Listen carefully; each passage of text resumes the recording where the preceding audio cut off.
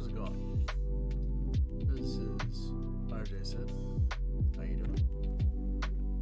So, we're on part 2 of building this Zaku tube.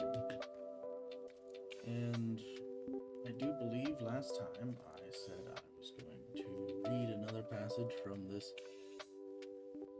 wonderful children's book. And we had just finished the teapot. Coffee pot, or was it? Ah, yes. We had just gotten to this entire page. So, I will read these ones and we'll get to building. I'm sure at some point I'll eventually get over to the Moon Knight comics, but we've got a lot of pages.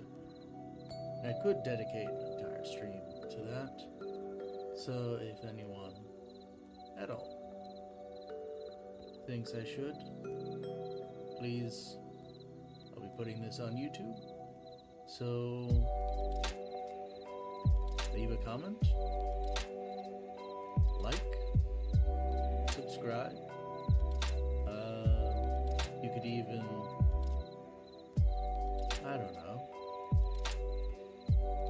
follow me on here on Twitch. Now, let's see where we are.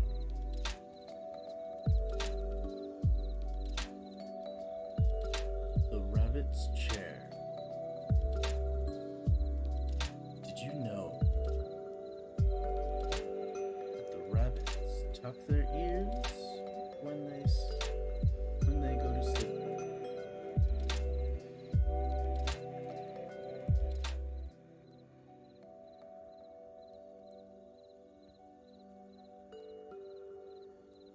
I know, because every night a little rabbit tiptoes into my room and comes to sit on a chair at the foot of my bed.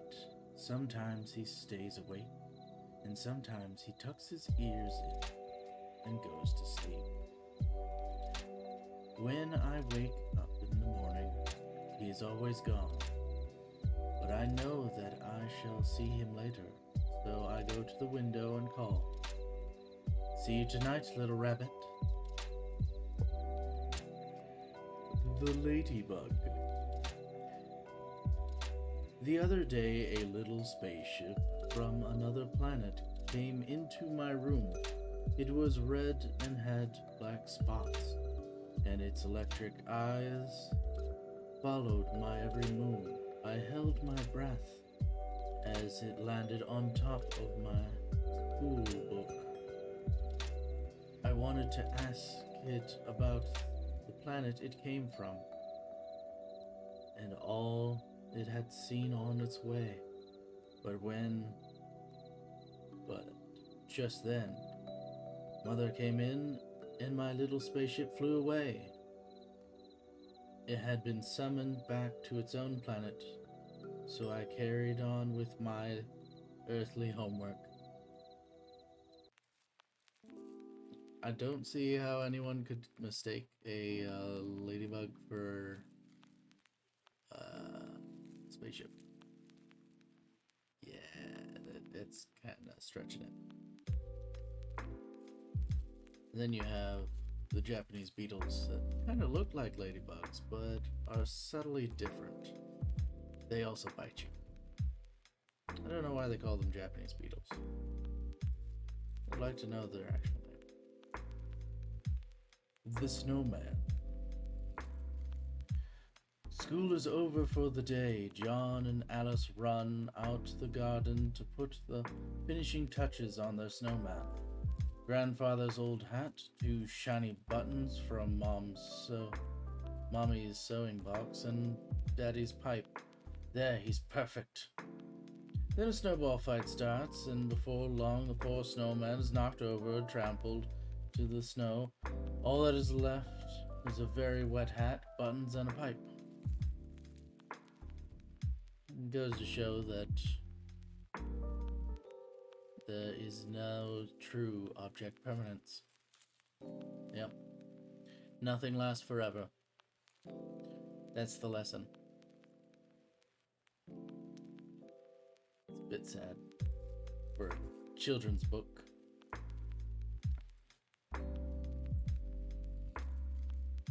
The teapot and the coffee pot. A round and very vain china teapot started up and down the shelf. Next to it, a shy, retiring coffee pot sat quietly, waiting to be used. "Who needs you?" said the conceited teapot. "Tea is sweet and coffee is so bitter." One day the coffee pot had enough and pushed the teapot off the shelf. It broke into 1,000 pieces. Even then, even teapots have feelings, you know.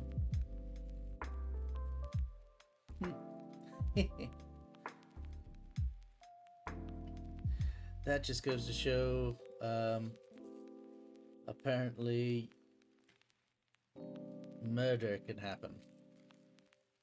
So be careful who you make fun of.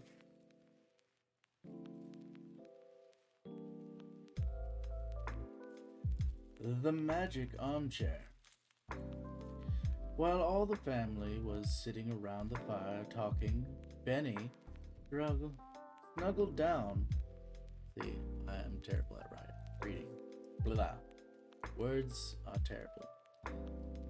In the old armchair, the little boy called it the dreaming armchair. Surrounded by cushions, the little boy closed his eyes. "Hold on tight, little friend, we're going to fly to the North Pole," the armchair whispered into his ear. That's just weird.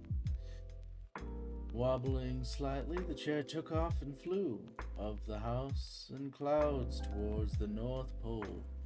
Soon they could see huge icebergs.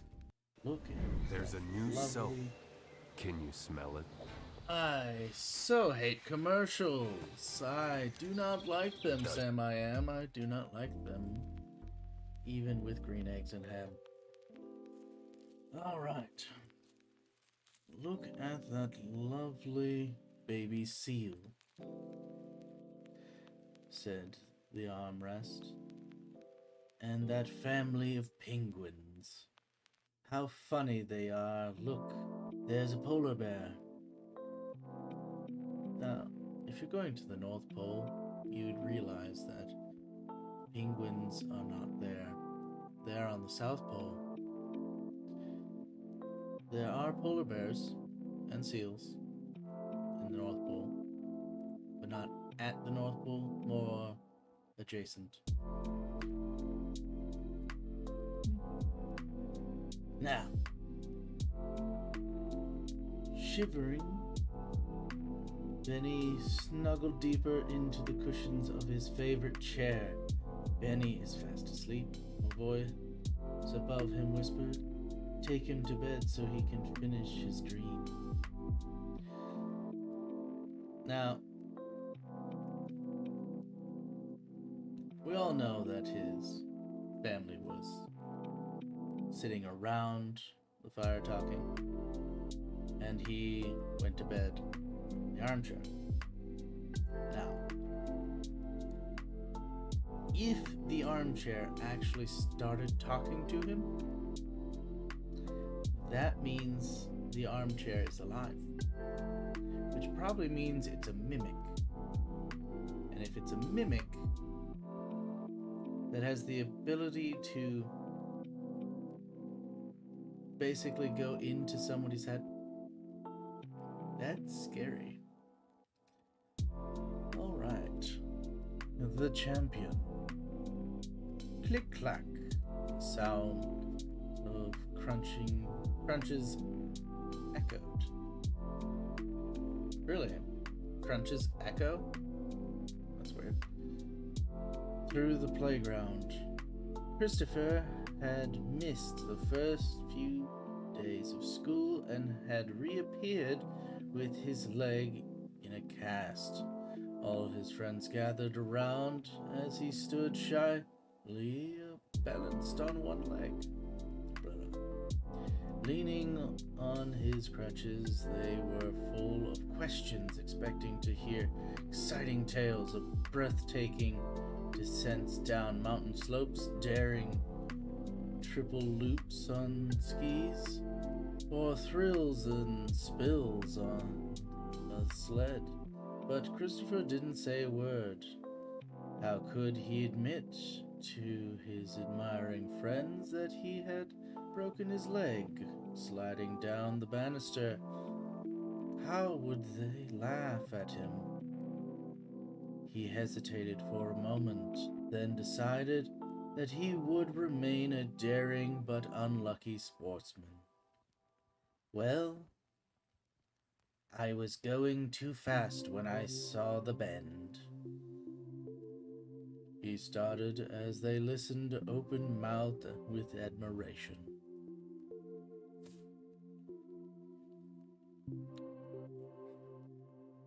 Somehow that gave me a headache.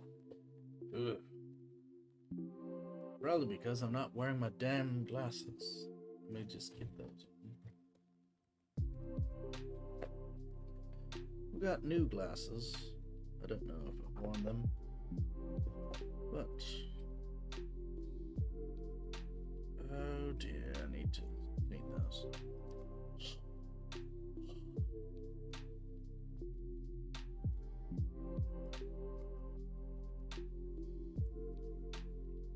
Now, you should never clean your glasses with your shirt.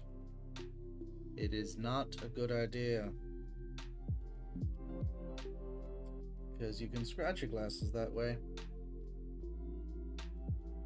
You can also leave smudges.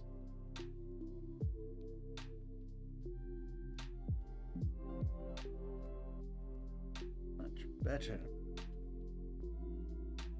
The King Oliver. The elves crowned Oliver their king for a day. They granted all his wishes. He had only to say, "I wish all the flowers were candy," and he could eat them straight away. But oh dear, what a tummy ache the king will have today. Now that is foreshadowing. It is stating that if you eat too much candy, you can get a tummy ache. But really, can you get a tummy ache? I don't know. Mostly I just get sick of the candy after eating too much.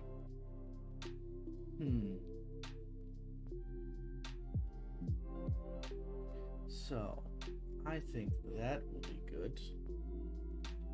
And we're going to... Yep.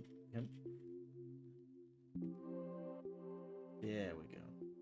We're going to use this as our bookmark as we go on to continue this build. So, wrong side. So we are starting with 6. We had just finished 5. We are on number 6.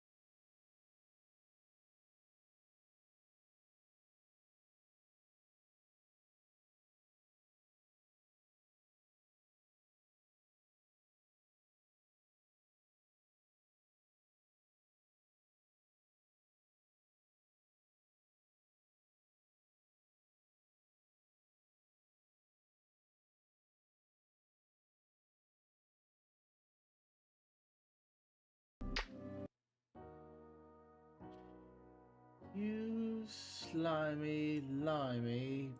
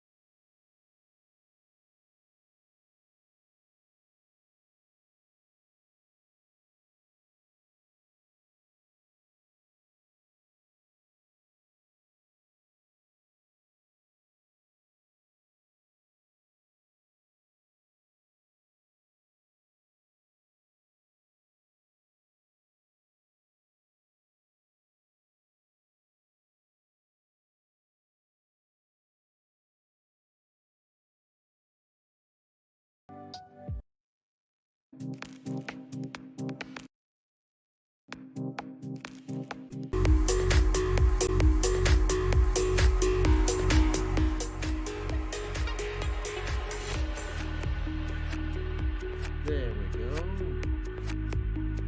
That'll change the music just a bit.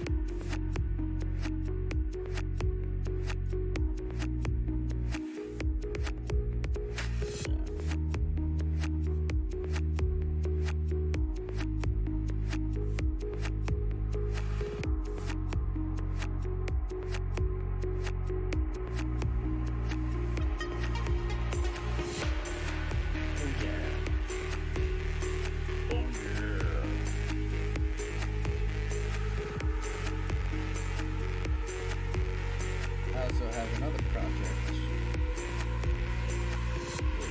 I'll probably prepare.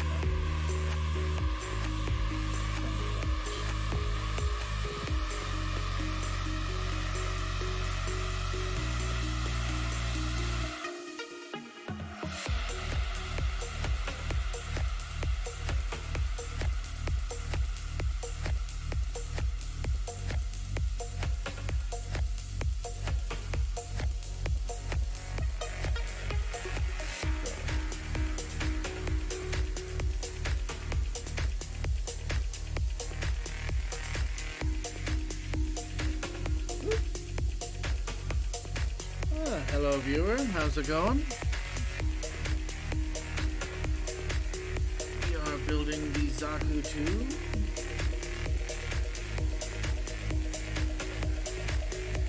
From anime.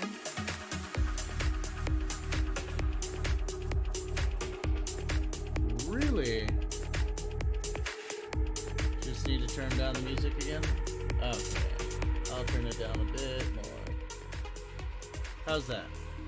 Can you hear me now? Because if you can hear me now, that's awesome.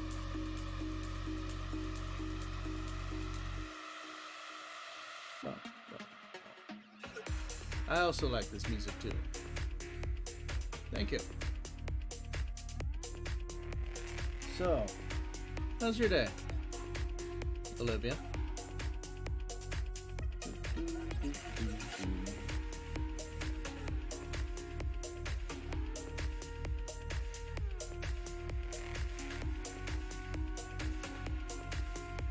We're getting this groove on.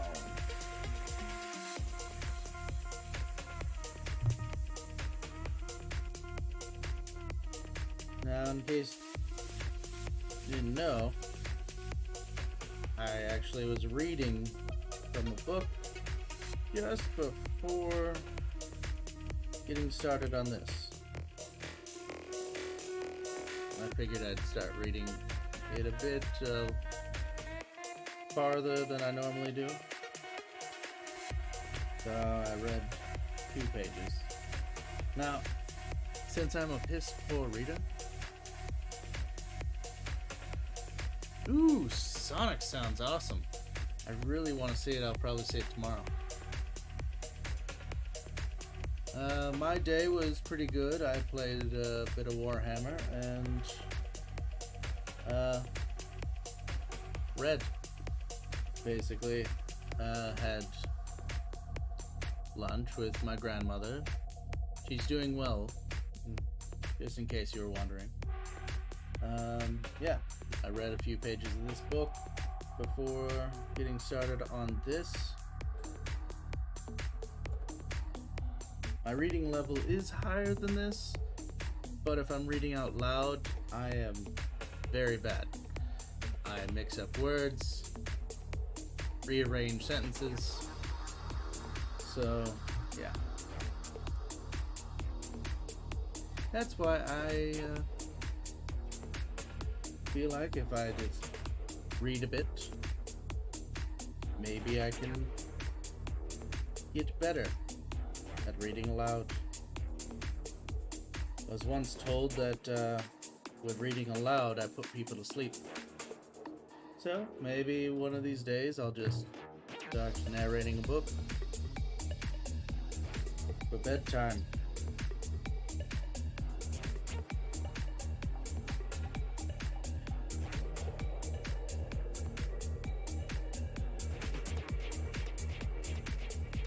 Oh yeah.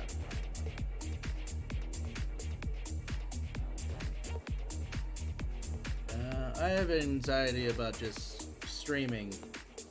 When it comes to reading books, it's not really an anxiety, it's more of a my brain does not connect how things are supposed to go in order. So a lot more lately I've been messing up my words, probably because of stress, and probably other reasons too. But I do have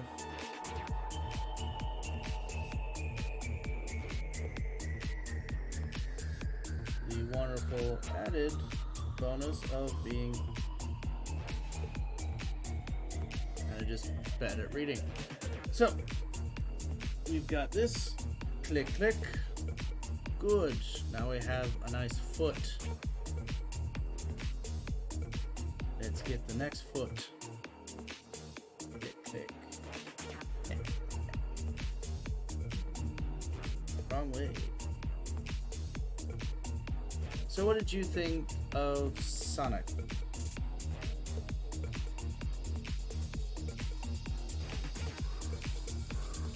Any opinion either way? Good, bad, poor writing?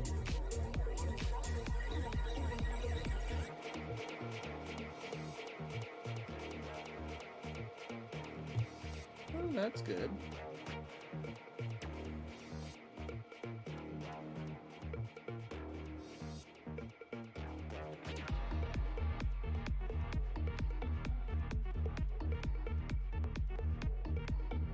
Are you the type of person who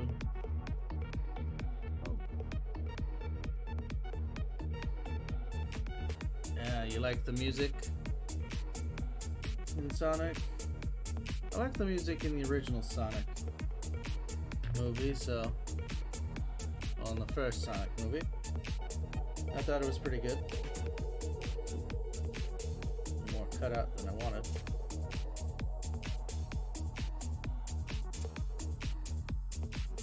It showed like how much that they would actually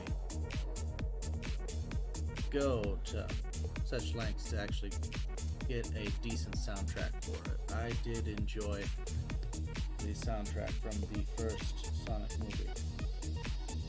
And I heard that this soundtrack has the same kind of vibe to it. Possibly even having like music from the Sonic games.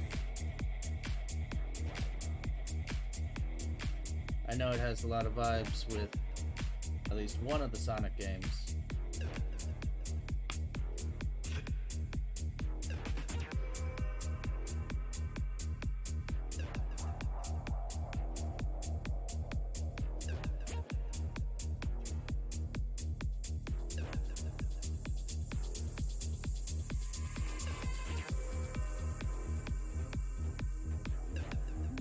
You get sick a lot? Oh yeah.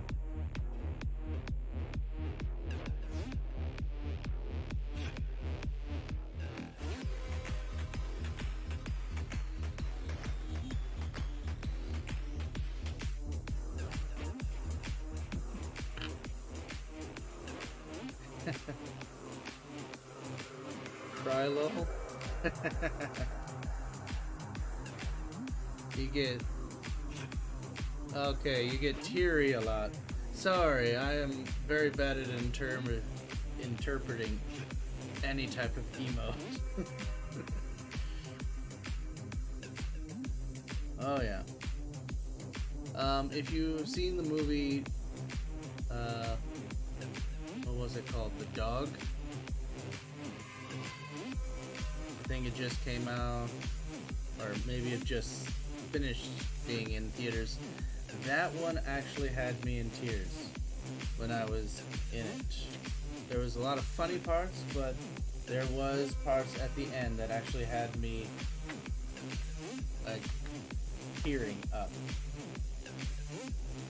I was on a date at the same time.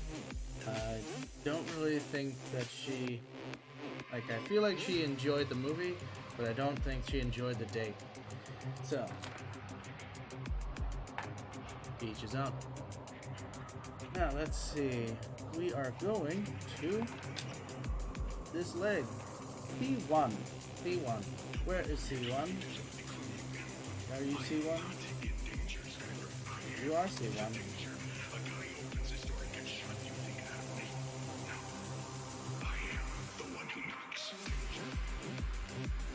I am the one who knocks. That's an interesting.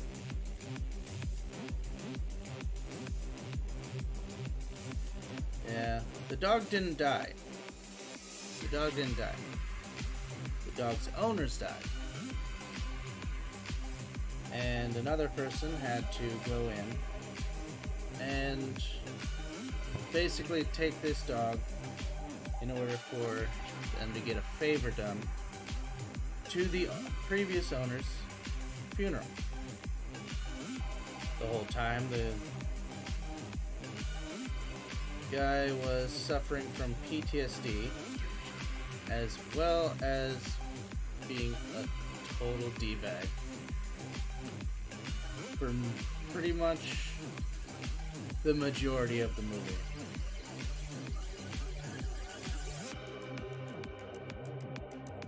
Now, being as he was being a D-bag, the whole time he was just trying to get laid.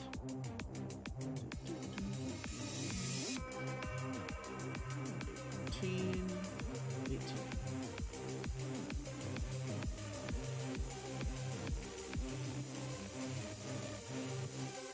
Yep, that's a Channing Tatum movie. Surprisingly, he does really well in the role. He shows more actual character depth than he's done in any of his other movies that I have seen.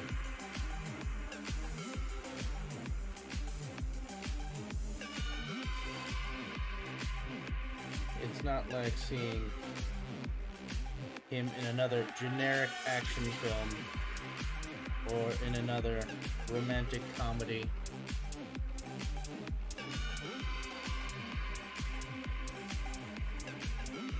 So, I rather enjoyed it.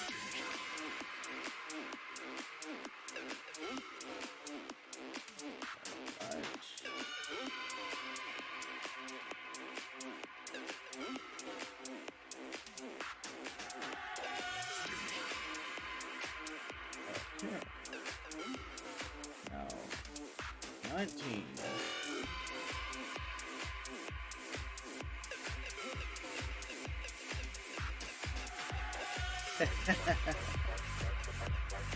And which one was it? Don't worry about spoiling movies, because I wouldn't care either way. I just enjoy watching movies, just to enjoy watching movies.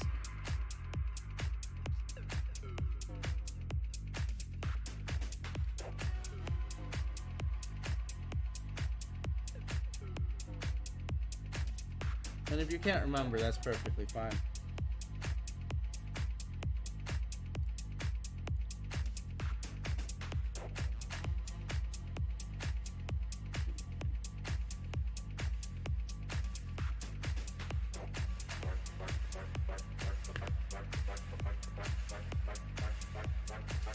Yeah. Let's see. Here we've got you and your knee. There we go.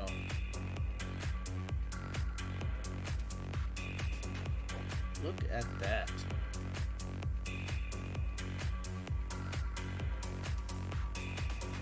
Sonic tries to dance. You can guess.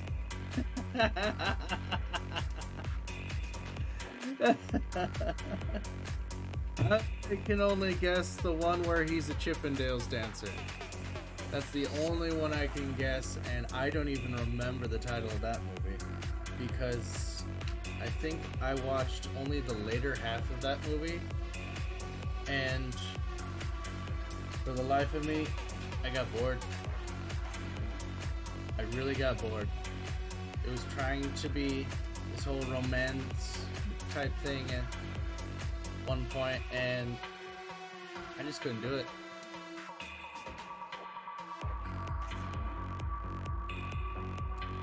Yeah, a lot of those funnies. Alright, C18. C18. There you go.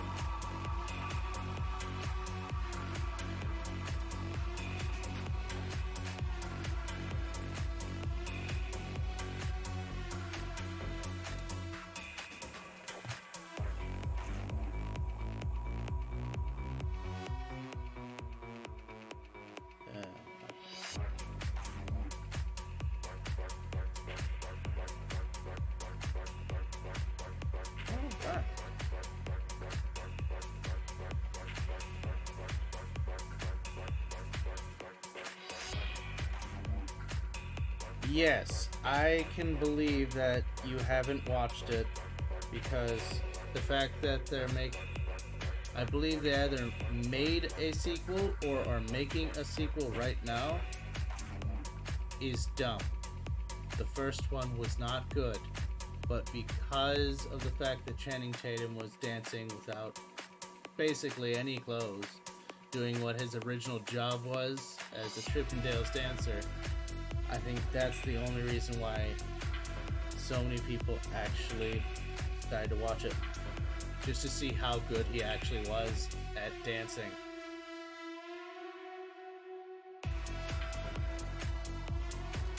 And I won't deny that he's a good dancer. The other people that they had with him weren't necessarily great dancers. Especially the really old wrestler that they had play as a Chippendales dancer. That guy was funny as hell. The only thing I would have to say is all he did was just stand there and gyrate. That's all he did the entire time he was on stage. They also showed a part of the scene before they get on stage where he is taking a rolled up sock and putting it inside. Yeah. I apologize for visualizing that movie.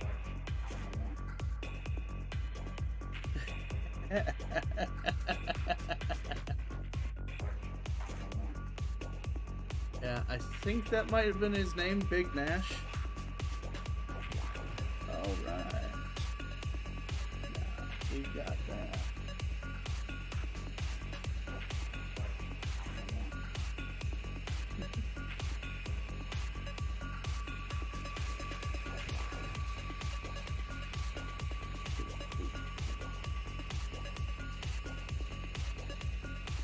But yeah.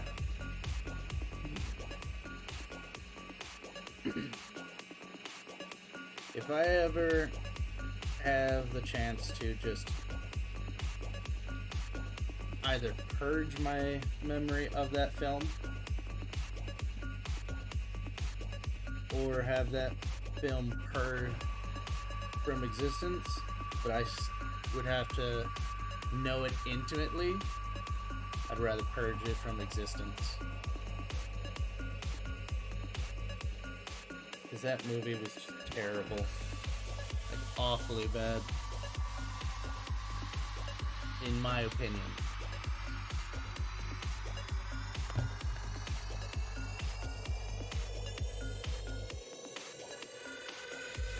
Yeah. Always with the knife and cutting my finger. Jeez.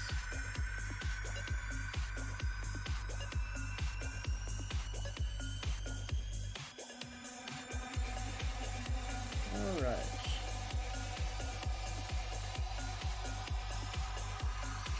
So any other movies you think that I might know? Can hash out?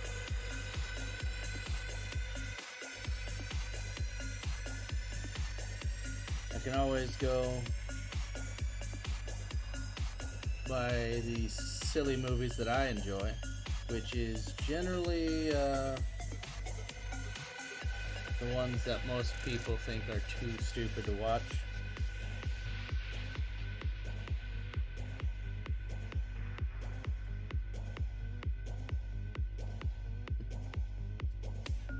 But yeah, my favorite set of movies would have to be... Alright, we got it.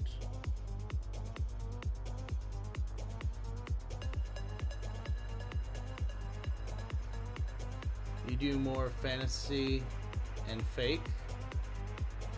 Okay.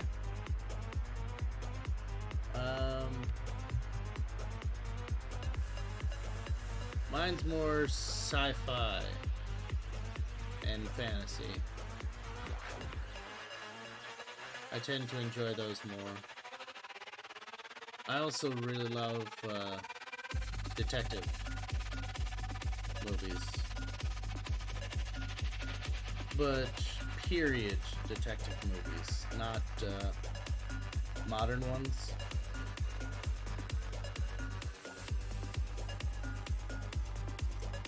Like Sherlock Holmes, Murder on the Orient Express. Kevin Sorbo? Really? You're a Kevin Sorbo fan? Oh man. I really like his work too. Hercules. I grew up watching Hercules. And then he was on... Oh, what was that TV show? It was another sci-fi TV show. I want to say... no, it wasn't Stargate. That was... Oh man, that's gonna bug me now. I'm gonna have to look up.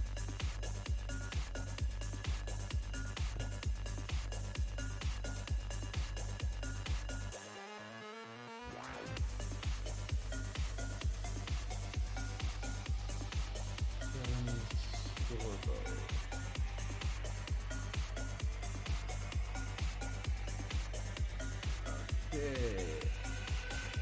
IMDb. Load for me.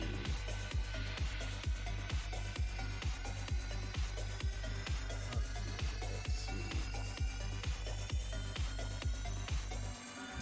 I forgot that he is a producer and a director now. Okay, let's go.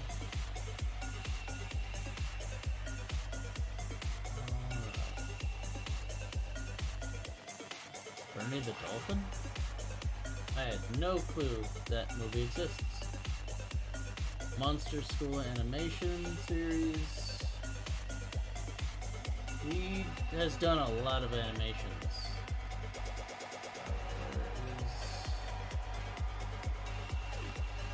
It's gotta be in here.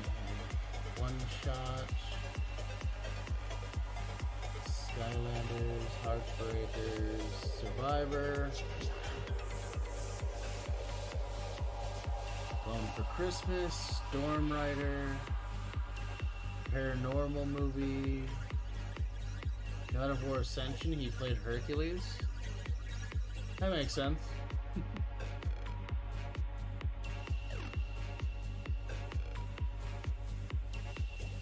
You're watching the Mythic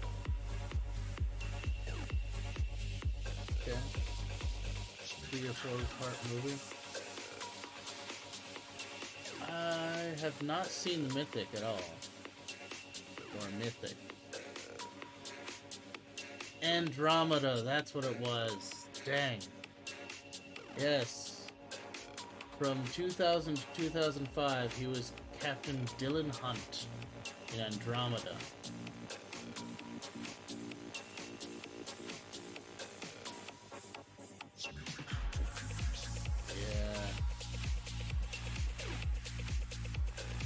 He has done so many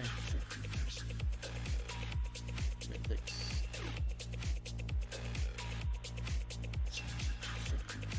Do you know what year? Mythica, A Quest for Heroes. 2014.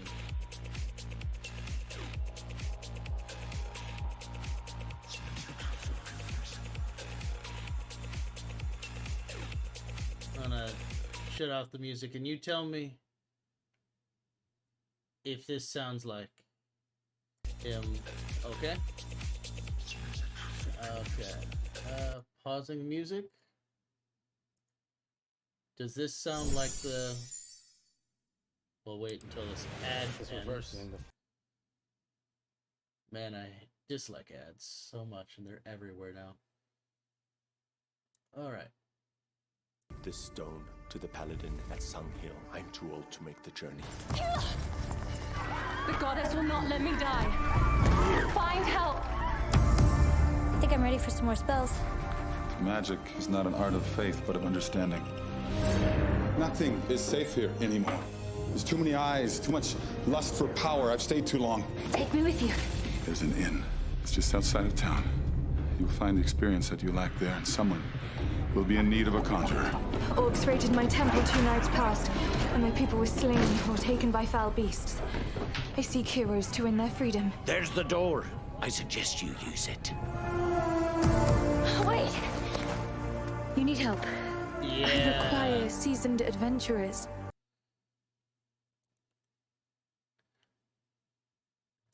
Okay. Are you... I have to know. Are you unironically watching this, or are you just ironically watching this?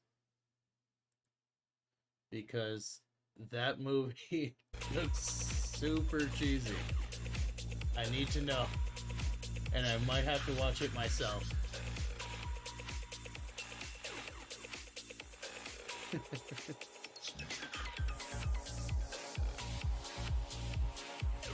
Because it only showed as one movie. So I'm guessing it's... I'm guessing it's a multiple part movie. So now we are done. Done. We've got bees. Bees. The bee's knees, everyone. Bee's knees. We are on the bee's knees of 27 and 26. Oh, 27 and 30. 27 is right here.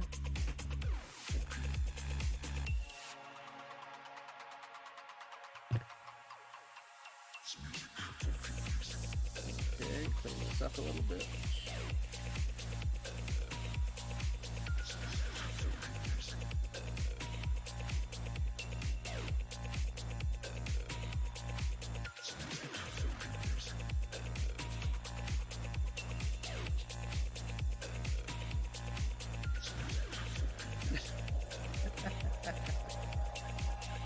Well, that is a good reason to watch any Kevin Sorbo movie.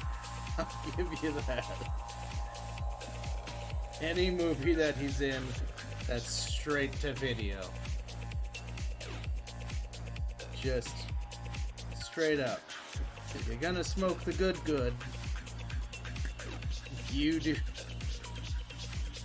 You watch a Kevin Sorbo movie and it becomes the greatest movie ever.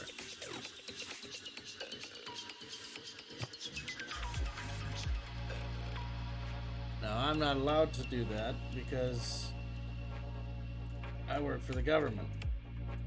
But in a way, anyways.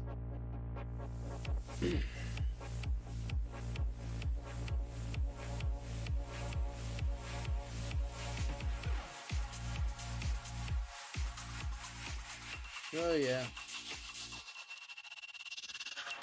But some days I wish I could. That's why I'll probably just become an alcoholic. Just kidding.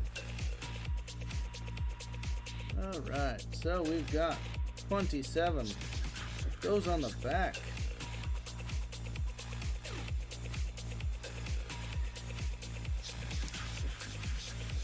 You know, this is why I really like easy Gundam models. You don't need to do much with them. They just are click and click. Simple as that.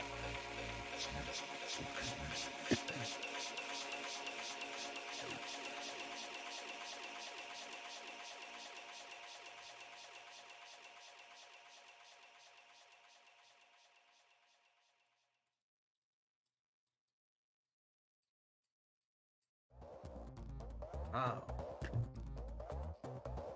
Look at that boom boom pow.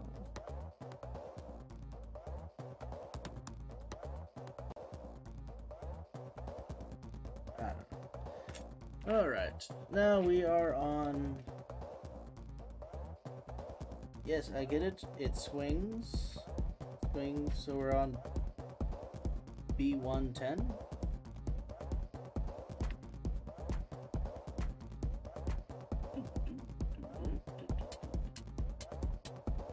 That is really interesting for soundtrack, you know? Just for royalty-free music, it's very interesting.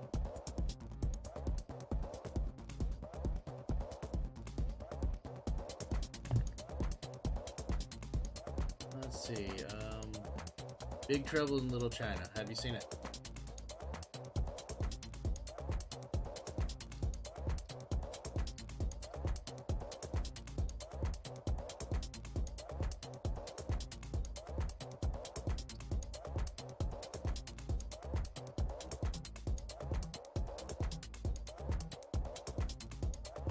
It is definitely a classic film that I think everyone should at least take the time to watch at least once. Yes, yes.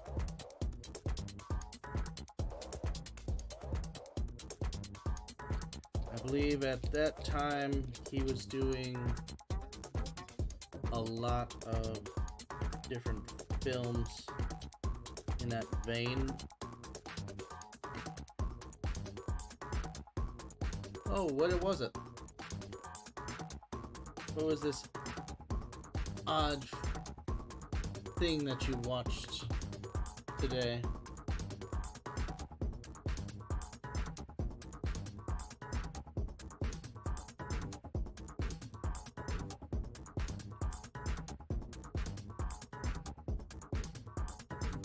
If you can't remember, that's perfectly fine.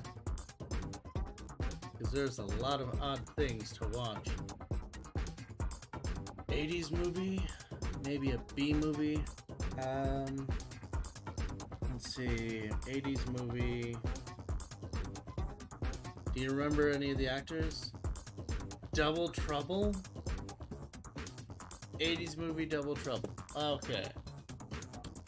I remember Double Trouble, but I also at the same time don't remember Double Trouble. And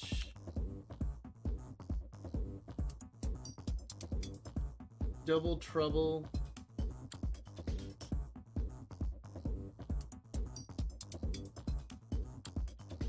okay. Double Trouble is a sitcom about the antics between two twins, Kate and Allison. Is that the one that you're talking about? Made 1984 through 1985. It had, nope.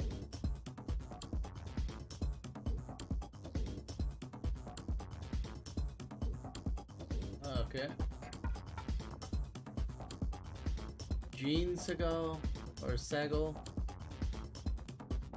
Alright, let's go to movie. Double Trouble movie. With Elvis?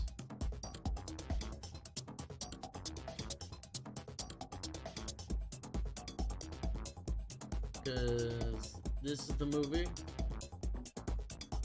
that popped up when I looked it up.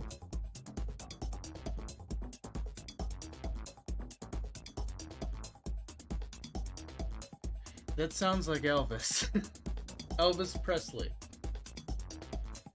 In a movie called Double Trouble, it was made in 1967.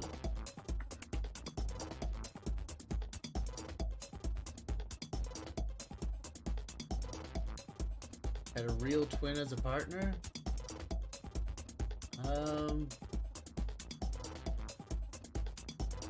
Let's see.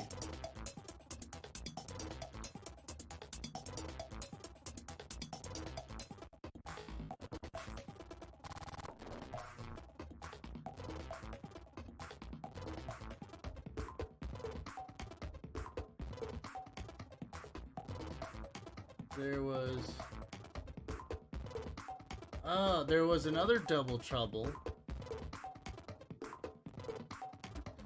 And this one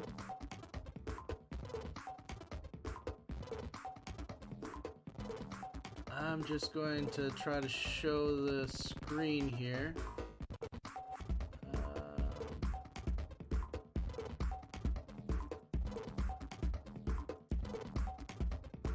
Wrong screen capture. Let's see. Properties.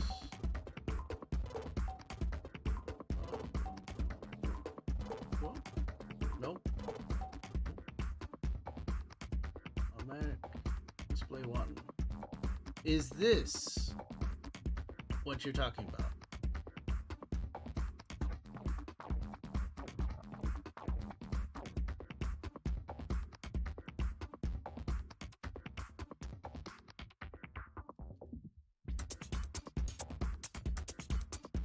It's not letting me.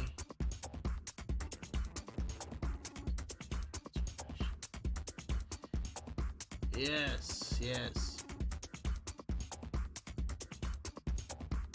No. Alright, you select this one.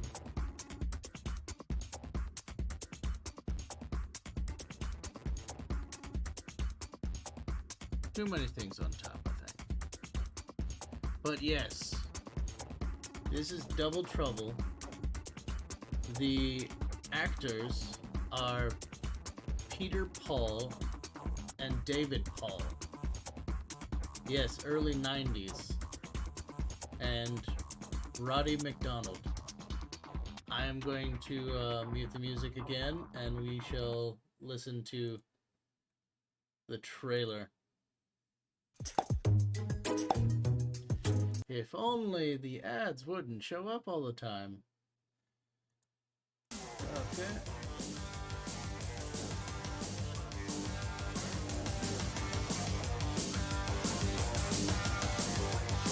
When David J. became a cop, he was ready for the danger.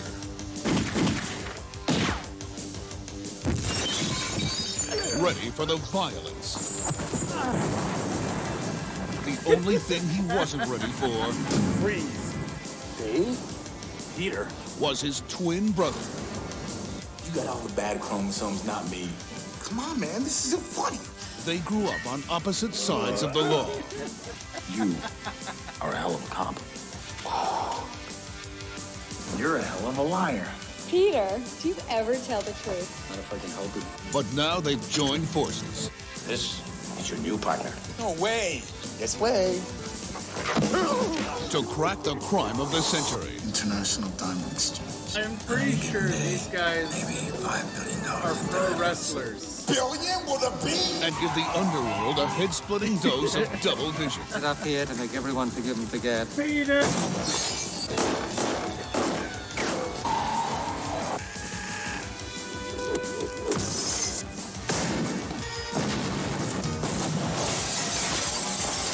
Book 'em, Davo. Starring David Paul, Peter Paul, Roddy McDowell, David Carradine, Troy Donahue, Star Trek's James Doohan, and introducing Colin Burnson. Double Trouble. You two really do look alike. Shut up, Whitney. Distributed by Columbia TriStar Home Video. Okay. Thank you for telling me about this. Now I have to watch. I have to watch that movie. Oh man. That is awesome. If I don't watch that movie now, I'm never gonna forgive myself.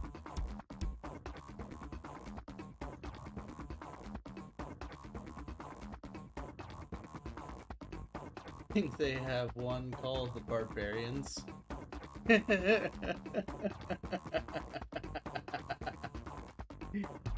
Oh man. If they do have one called the Barbarians, I will have to watch that one as well. Alright, let's see. That is A20. A20. B. C. B. A.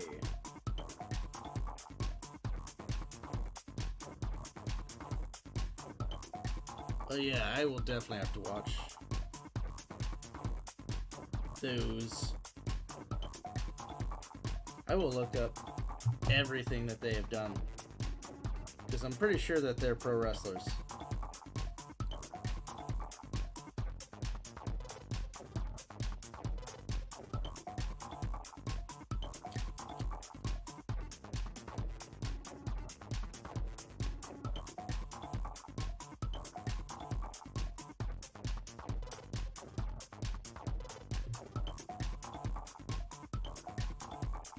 I could just get the display to work. Okay.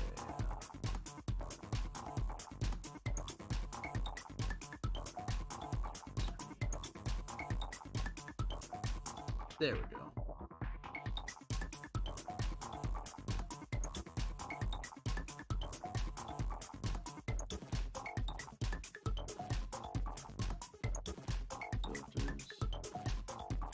Now it's not even working? Come on.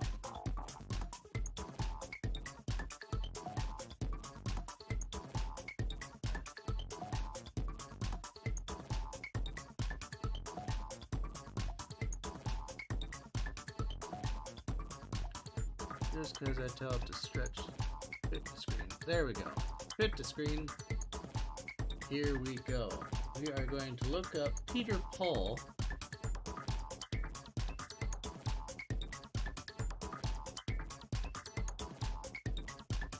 Peter Paul and his twin brother David were born in Hartford, Connecticut. They are both professional bodybuilders and have been known as the Barbarian Brothers. He and David are both actors and producers, known for Twin Sitters, The Barbarians, Think Big, and Natural Born Killers. Alright,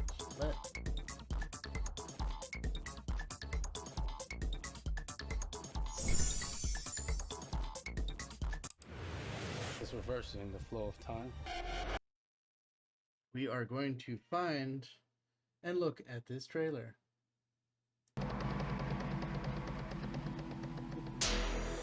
At the dawn of time, in a world of savage splendor, a tyrant of darkness ravaged the land. David Bowie? And captured two defenseless children. Raised as slaves. Trained as gladiators.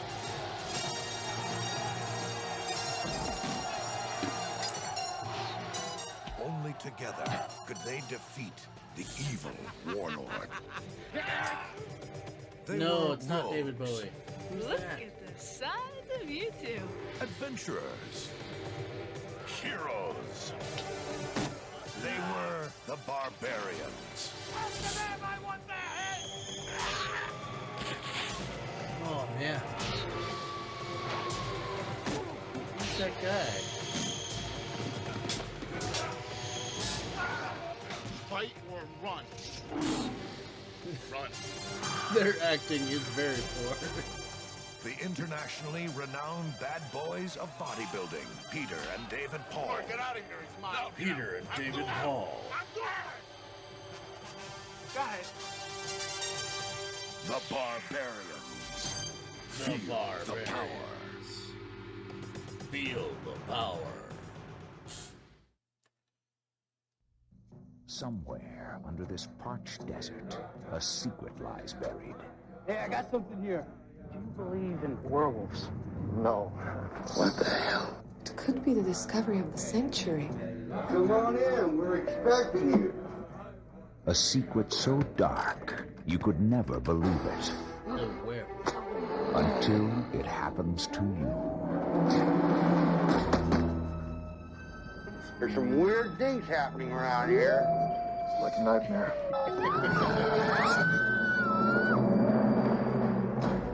It was a nightmare. Ellie, I'm scared. I want to know what happened to me.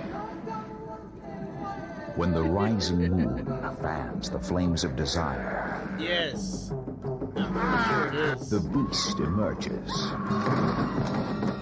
And no one is safe.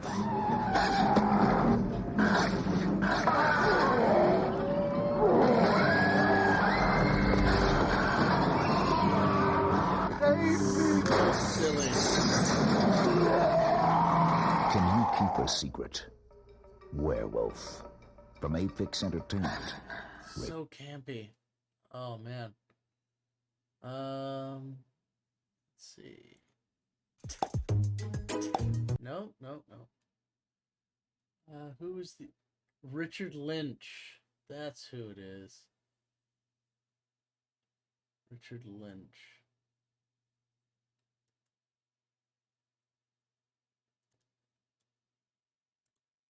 Probably brother of David Lynch.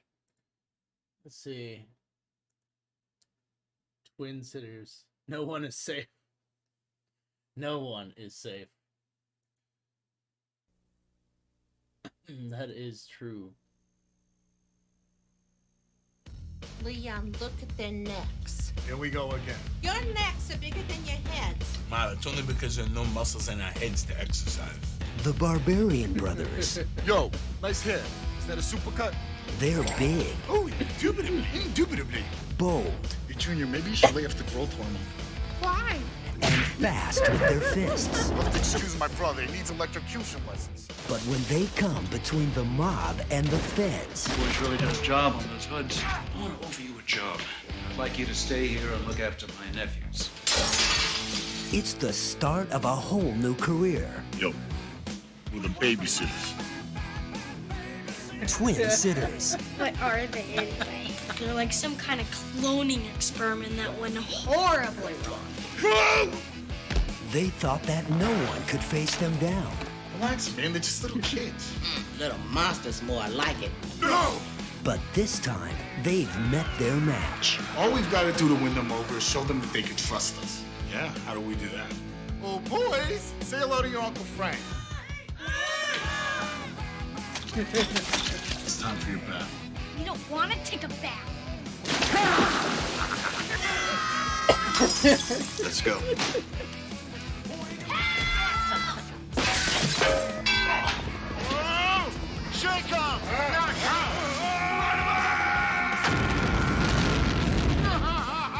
The Barbarian Brothers.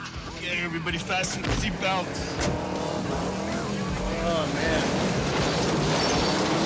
I am going to have to watch every movie that they ever made. These guys are just hilarious. Think big. This one doesn't even have a trailer.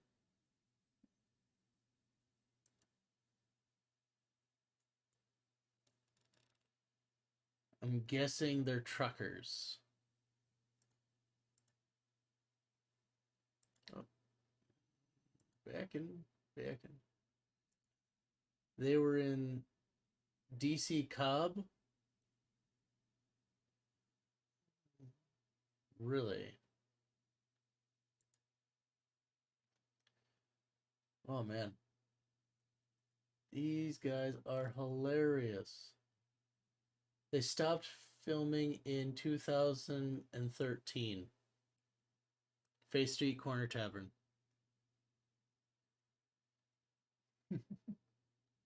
Sold out. The White Horse is dead. Twin Sitters. Natural-born Killers. Ghost Rider?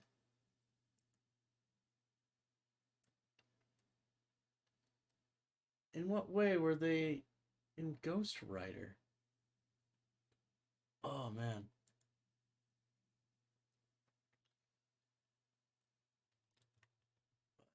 I'll be right back. I'm just going to get to the restroom here in just a second.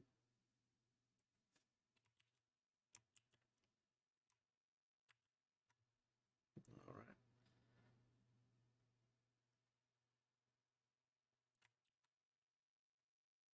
Really?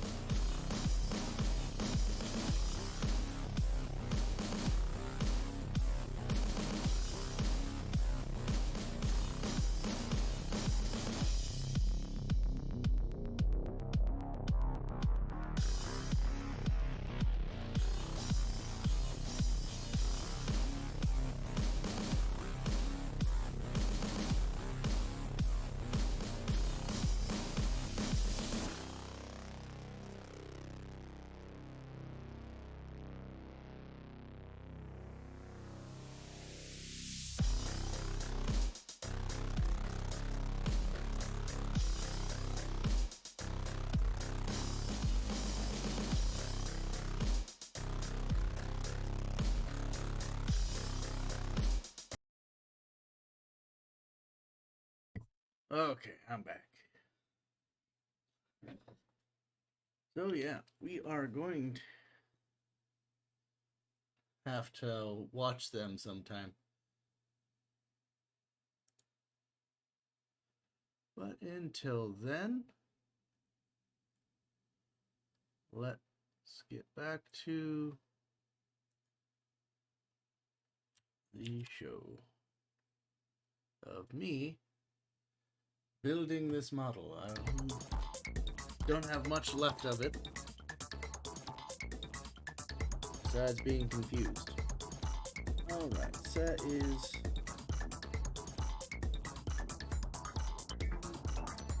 one, two.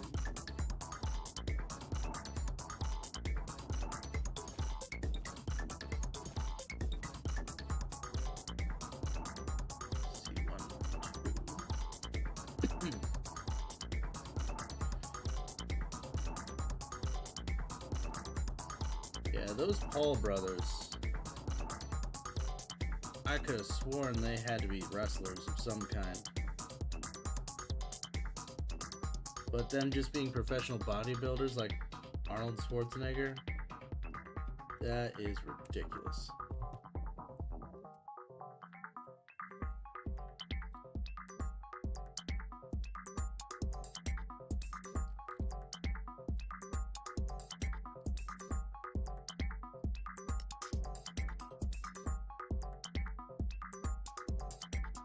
Thanks for sticking around with me, Olivia, and telling me about these wonderful movies. Let's see. Another good movie that's just made to be funny is Mel Brooks films. So, Spaceballs, Robin Hood Men in Tights, The Producers. Then you've got History World Part 1. History of the World Part 1.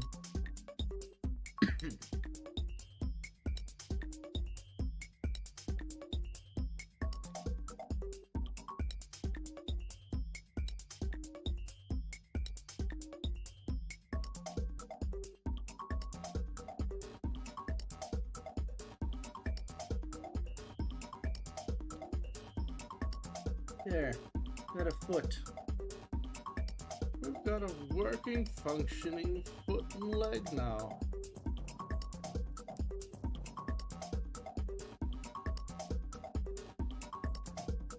Let's see here. B118.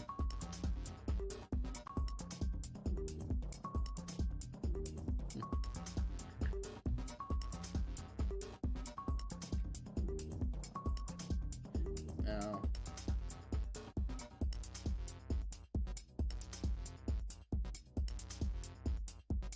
another just cheesy film would have to be anything with Hulk Hogan in it. Hulk Hogan definitely is the personification of cheesy film. Because you've got him as a baby sister, just like the twins in Mr. Nanny. Then you've got Suburban Commando. He's an alien from outer space.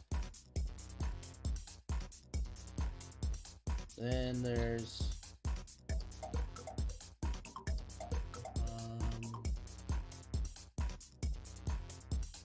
what is another one he's done? It was some movie where he was called the Whale.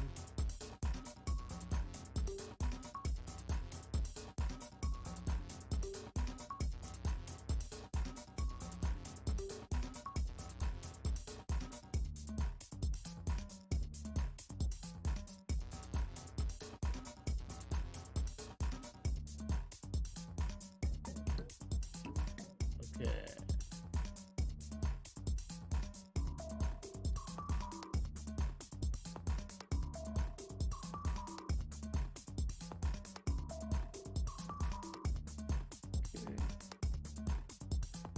He was in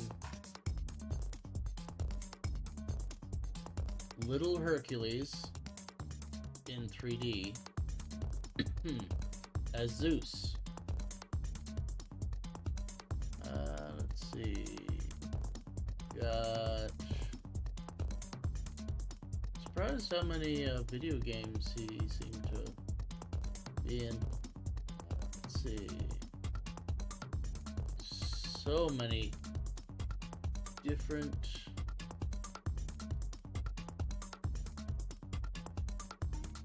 wrestling, Spy Hard, The Secret Agent Club, Santa with Muscles, Three Ninjas, High Noon at Mega Mountain. Never really liked that one. And it wasn't his acting, it was basically just the writing of it. It was just terrible. Mr. Nanny.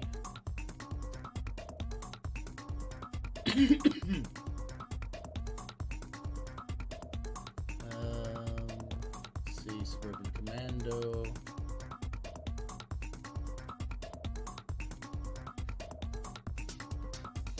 No Holds Barred. Macho Madness. Dolly. The A-Team. The Love Boat.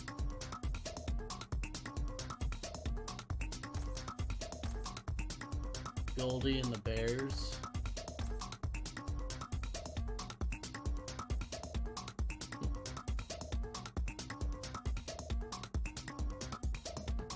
Oh yeah, he was in a ton of movies.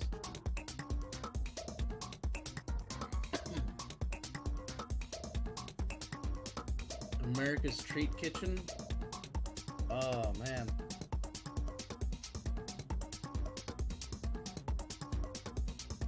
I don't know if we can be friends anymore, because, it's obviously not as good as the British Bake Off.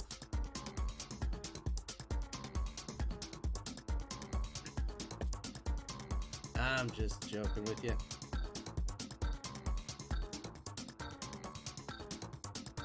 To be honest, I stopped watching cooking shows a long time ago because I've never really found them all that interesting.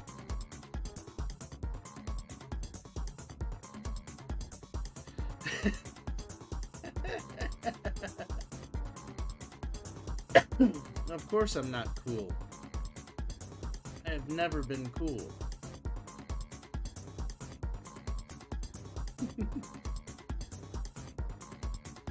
Why would I be cool when I could just be uncool all the time?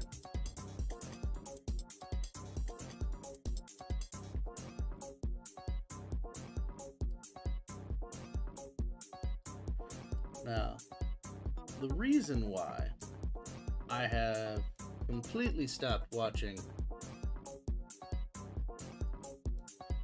yes, I do watch some TV shows, but I have completely stopped watching certain shows. And those certain shows are basically any type of cooking shows, because when I was a kid, that's all that was on our TV.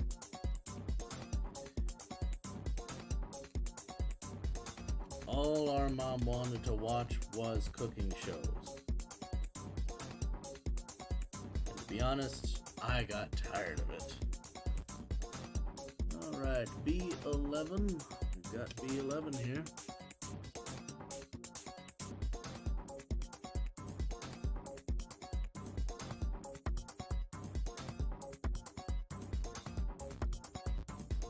Ah, yes. British Bake Off is too fancy.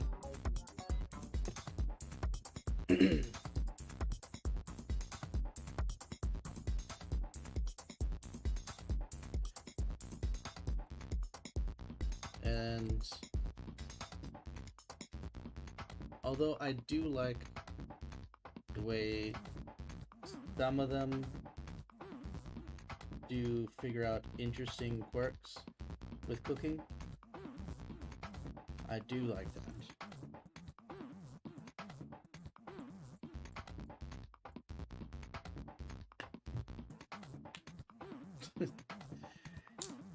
True. I agree with you there. I do like shows that are no longer on TV.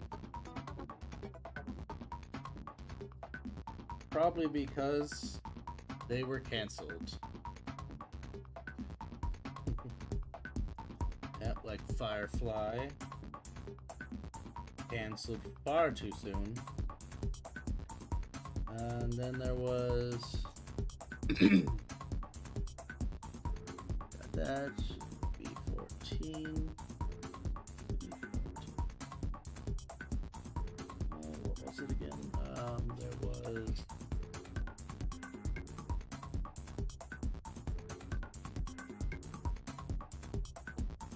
another show that got canceled too soon.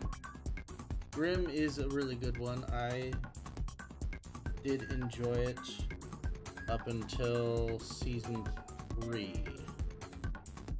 I just kind of stopped watching after that. I don't know why I stopped watching, but I probably started watching another show.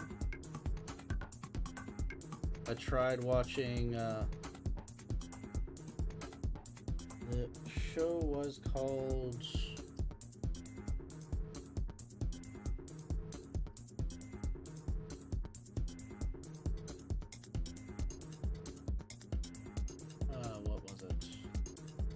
My brain is not working today.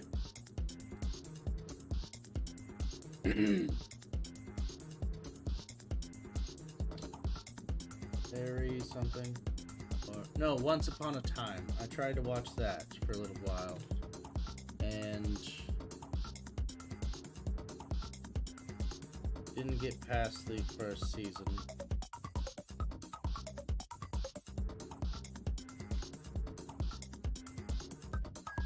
Yeah, I've pretty much watched all of, like, how you watch a lot of fantasy. I watch sci-fi films.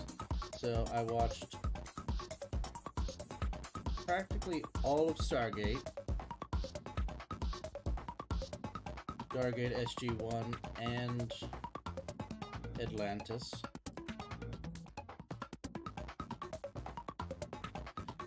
Yeah. Once Upon a Time was just not as entertaining as I was hoping it would be, because as soon as you figured out who the characters were, it just became a little boring. You knew who the bad guys were, and you knew basically what they were going to end up doing. They just portray one person or the other, and then until they get their way. And the fact that Rumpelstiltskin was basically the overall baddie for the entire show until the end, it just was dumb. And he only did that because he fell in love with a woman after she was imprisoned inside of his house. Now, I did not watch all of it, but I have seen different episodes at different times, because I generally end up living in a house with people who watch things that I don't particularly enjoy, but they seem to.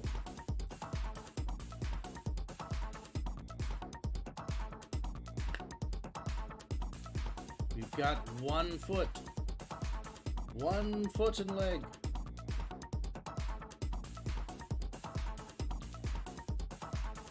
It is good. We've got the other foot. Let's see if we can get this done. Ooh. Oh.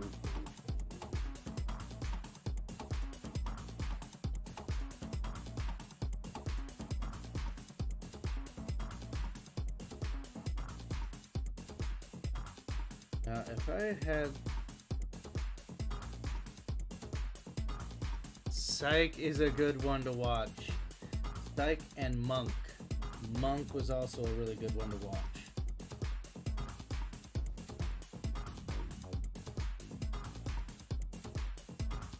I never really liked Dexter. I thought it was an okay show, but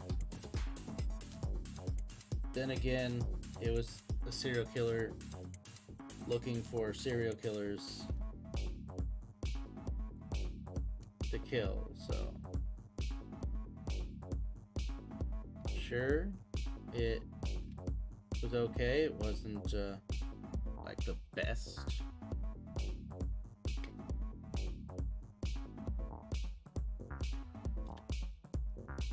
Now, I did really like Psych.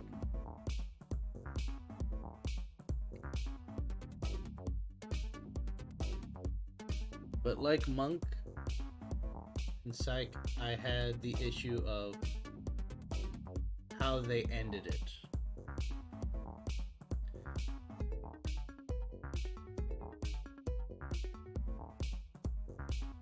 True, life is too stressful.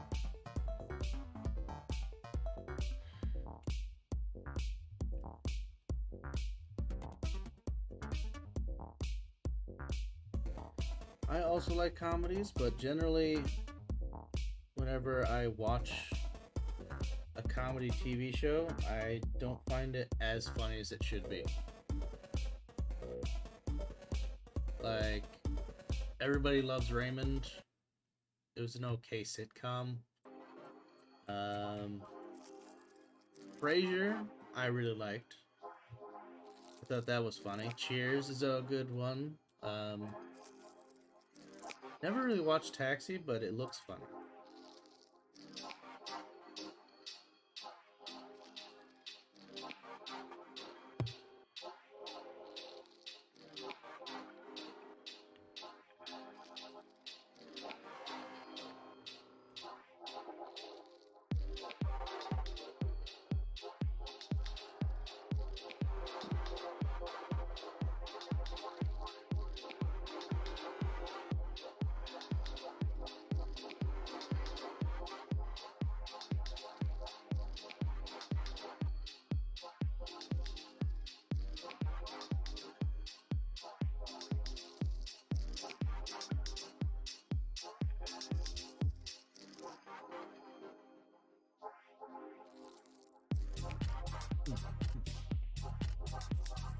Me too, but I got to watch the movies. Have to watch the last movie. Yes. I don't think I did watch the movie. There was a show that was sci-fi, had a wrestler in it. Low but good show.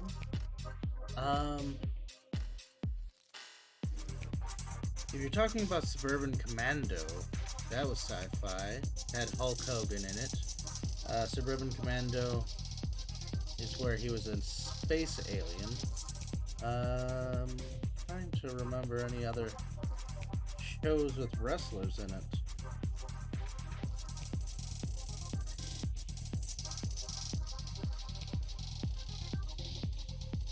Yeah, you look that up.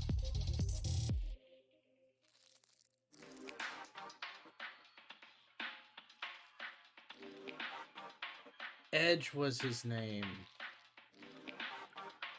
Can't figure the show. Edge.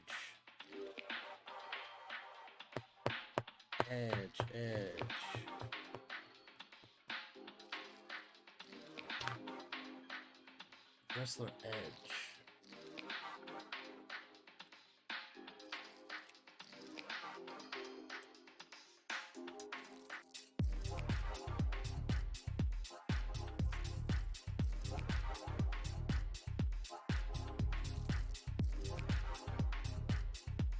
Okay, the Edge wrestler, pro wrestler, IMDb, see what you got. Haven. He's known for Vikings, Haven, The Flash, and obviously SmackDown. Haven. I know Haven was a sci-fi show.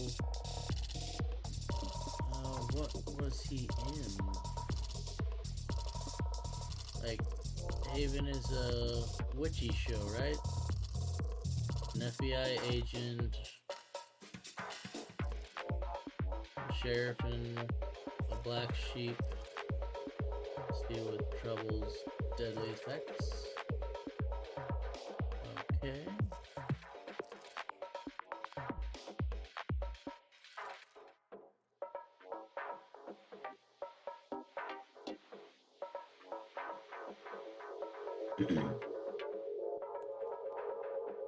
You're just lucky that I know a bit about wrestlers.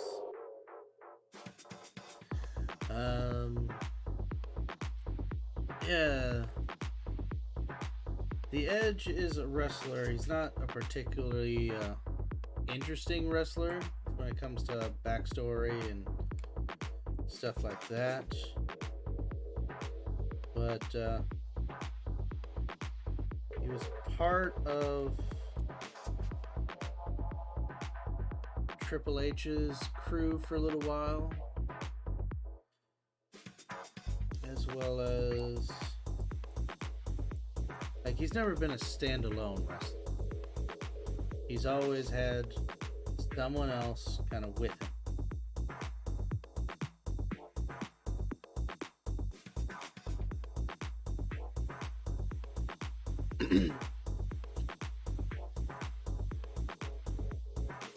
I'm just talking wrestler nonsense. So, you don't have to listen about that if you don't want to, but at one point I actually watched wrestling. Thought it was interesting. They do have some interesting stories for it. Like each season of wrestling is basically a season of a soap opera. And every time you watch a new season, it's just either a continuation of that soap opera from the last previous year.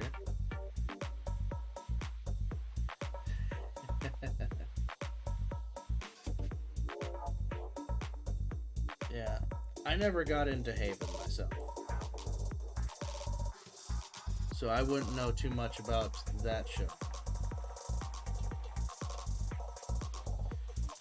And I think for wrestling, he was becoming retired or something soon, because they are athletes.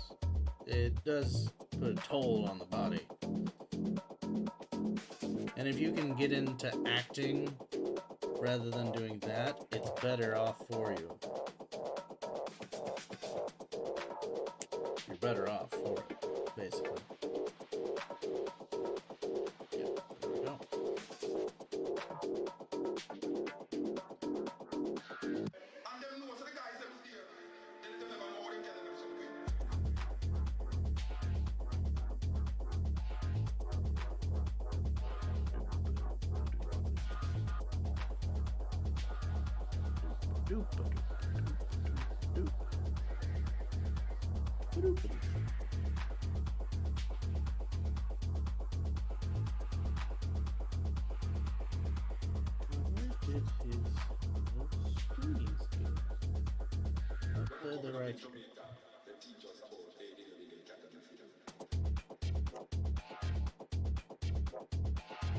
Got to cut off the rubbers. This thing.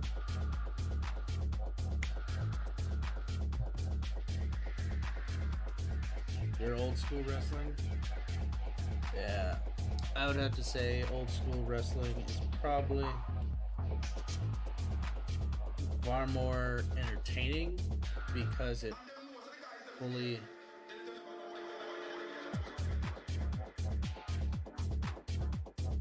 What do you mean I'm chatting too much? I haven't rolled yet.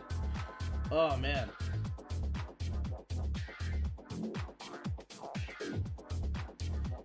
If you think you're chatting too much,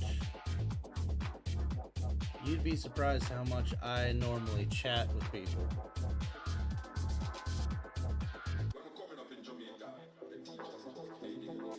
My normal way of chatting with people is usually not.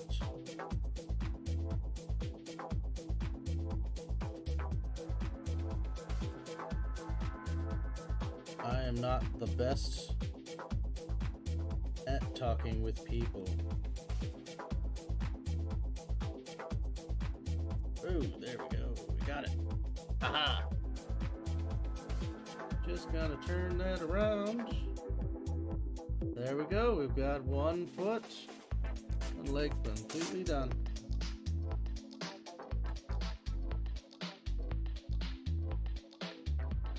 And I'm actually glad that you wanted to stay in chat, because if not, then I'm just sitting here talking to myself most of the time, and that's not very entertaining at all. You know what I mean? Alright. Let's get this show on the road. Yeah. That's 13. I need 16. Did I already cut off 16? I bet you I did. And I bet you I put it somewhere where I wouldn't lose it. But I lost it anyways.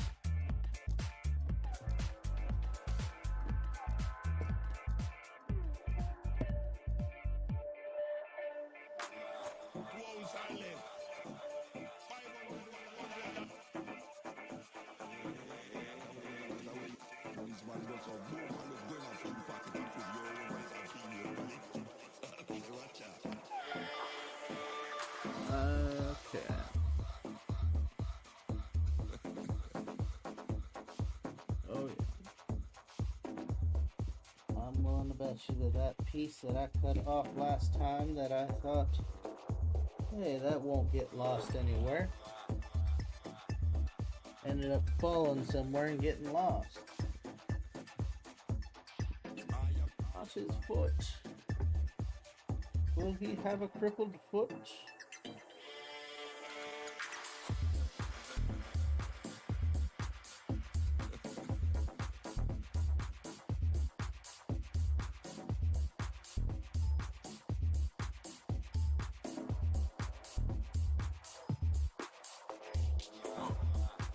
Nope, he won't, because I found it.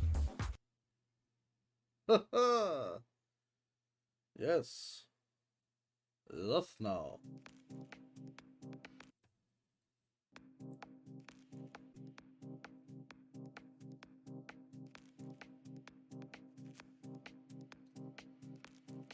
Wow, we got all the way through the music and it's looped.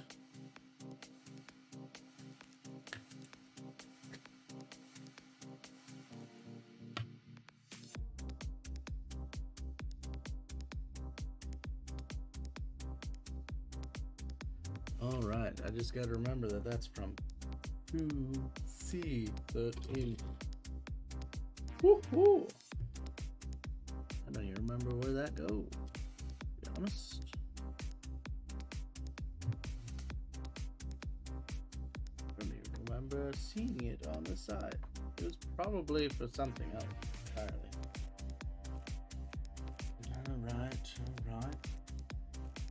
Okay. Let's go.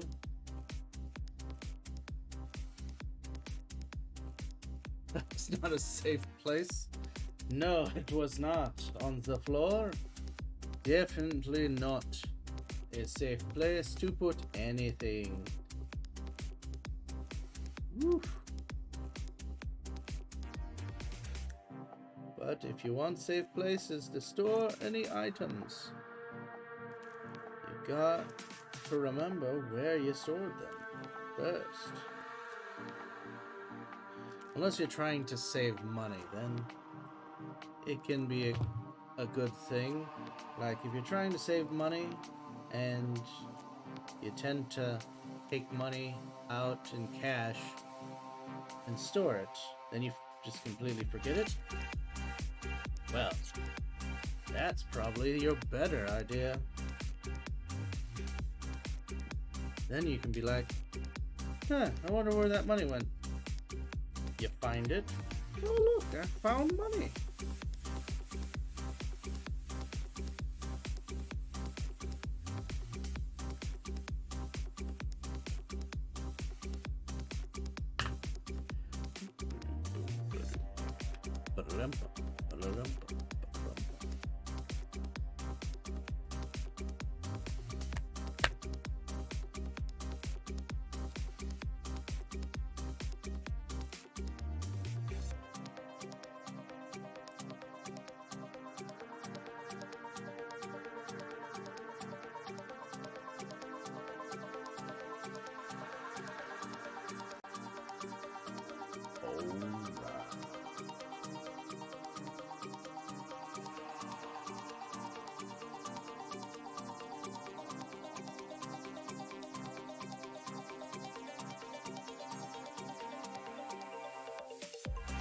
You know, a lot of places I put things aren't always safe.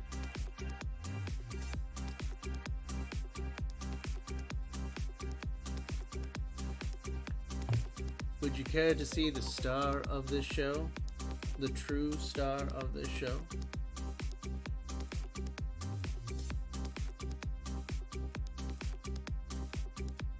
The true star of this show is none other than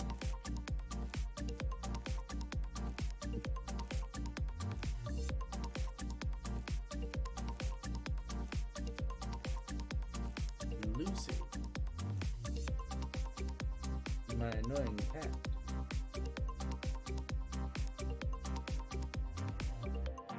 Take a look at this adorable girl. She is roughly 8 maybe 9 years old. I don't know exactly. I got her a few years ago before. Got her like 1 year before COVID? No. I got her 2 years before COVID. Yeah. So she's probably, getting close to 10 pounds. Aren't ya? She's adorable.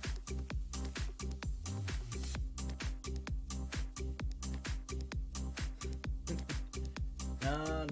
Lucy is always the star of the show, even if I'm building anything or just playing a game. Because sometimes she'll scream loud enough that you can hear her on the microphone, even if it's trying to block out ambient noise. Isn't that right, Lucy? Yes. Mwah. I'll let you get back to your sleep. Now,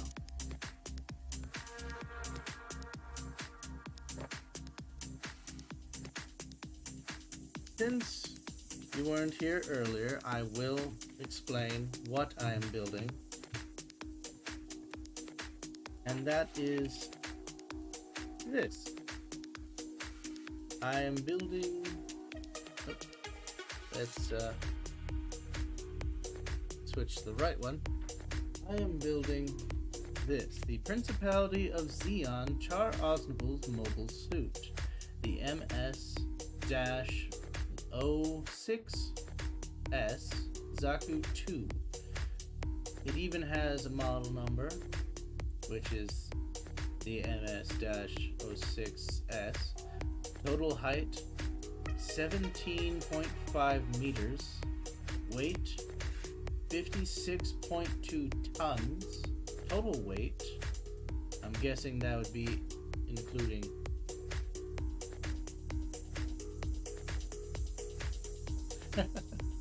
Midnight. That is a good name. I did not, sadly, get to name my cat. She came with the name Lucy already.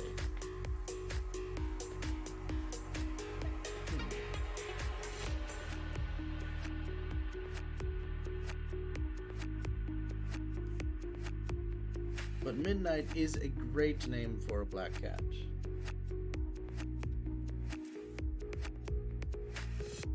Uh, 74.5 tons for total weight.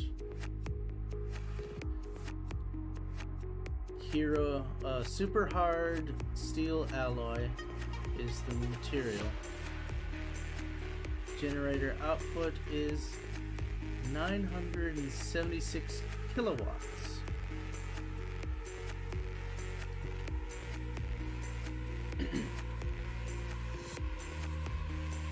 Which means it is still not using up as much energy as the DeLorean.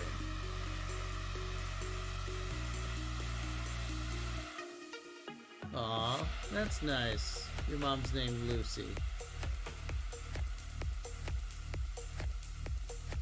Well, now you can tell your mom that she and my cat have something in common.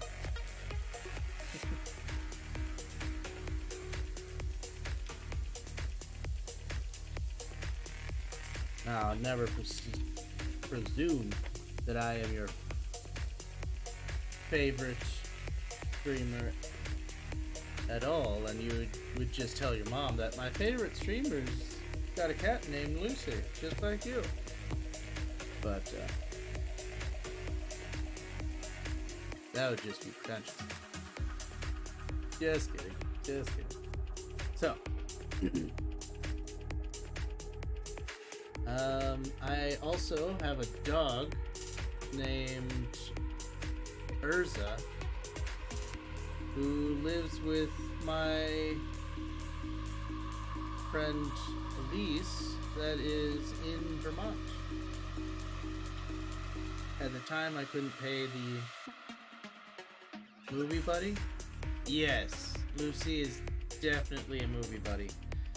She doesn't actually watch the movie, she just wants to sit on me while I'm watching the movie and be in front of my face so I can't see the movie. Yep, definitely a great movie, buddy. Other than that, she'll just sit right next to you and kind of expect you to pet her.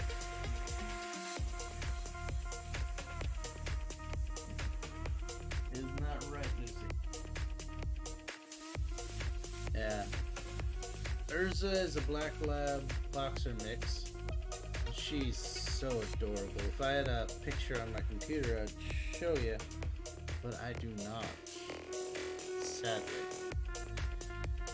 And me trying to pull up one on a tablet or a phone doesn't really help for picture quality. But yeah, I do miss her. But let's continue with this show here. We are still building this and need to get some things onto his knees.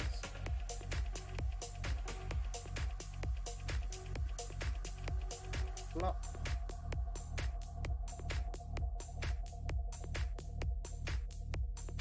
What about you? Is your cat named Midnight a good movie buddy? Good with all the movies?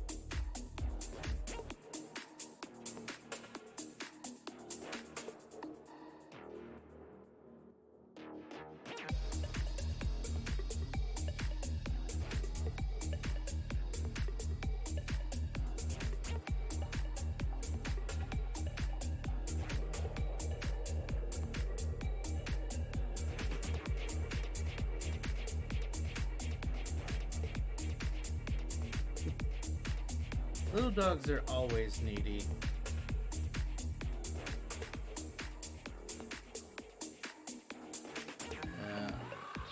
My dad and stepmom had 2 dogs, and they were terribly needy. They were Chihuahua Dachshund mix. Ooh. Poodle and Chihuahua. Oh, I don't even want to know what that looks like. That's gotta be a fluffy rat.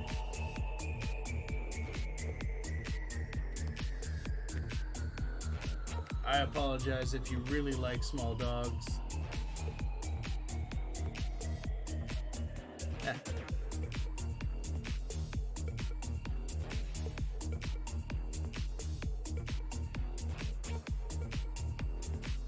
I've just always thought that Chihuahuas just kind of really look like rats, like big rats. And that just kind of stuck with me since I was a kid.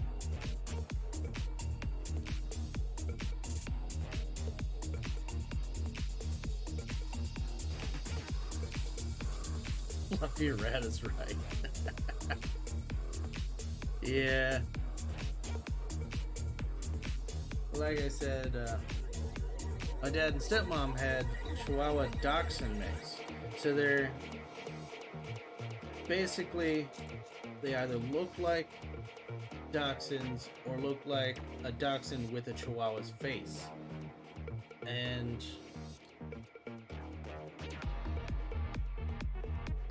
these things were horrible. They were the worst dogs I've ever seen. Not to say that they weren't cute in their own way. They were just horrible dogs. Like, you couldn't potty train them worth shit. So, they were constantly pissing and pooping everywhere in that house. Everywhere. It's upside down. There. There we go. That is too far down. What's going on here?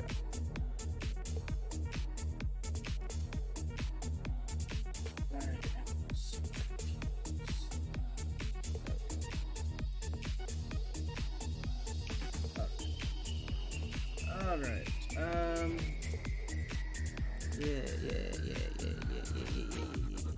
That's what it was. I'm just a silly. I'm a silly nanny.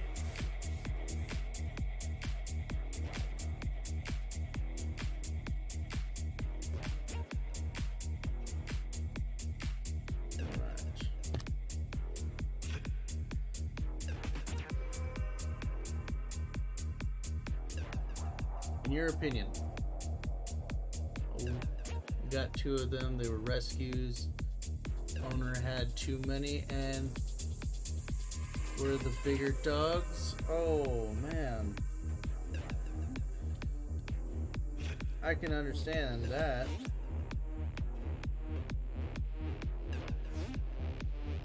They were lucky pups. They had to drive 2 hours to get them before they were put down.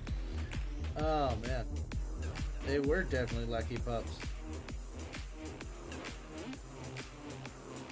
I remember when I got my dog, we had to drive 2 hours to Sioux City, and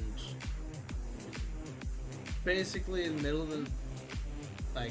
of the evening, getting close to 9 o'clock. It was already dark out.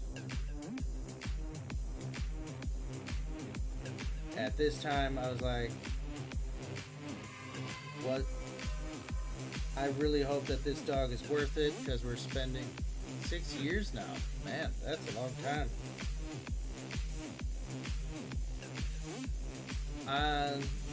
Yeah. We were told that the dog was only like 5 months old. Now,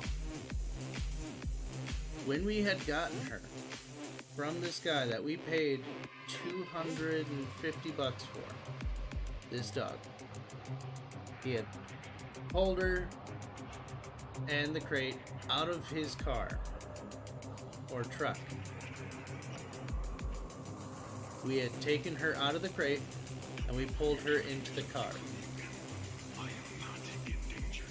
because she seems skittish as hell, and she was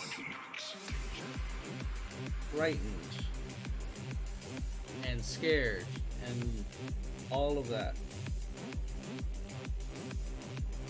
So we had gotten her food, we had gotten the water.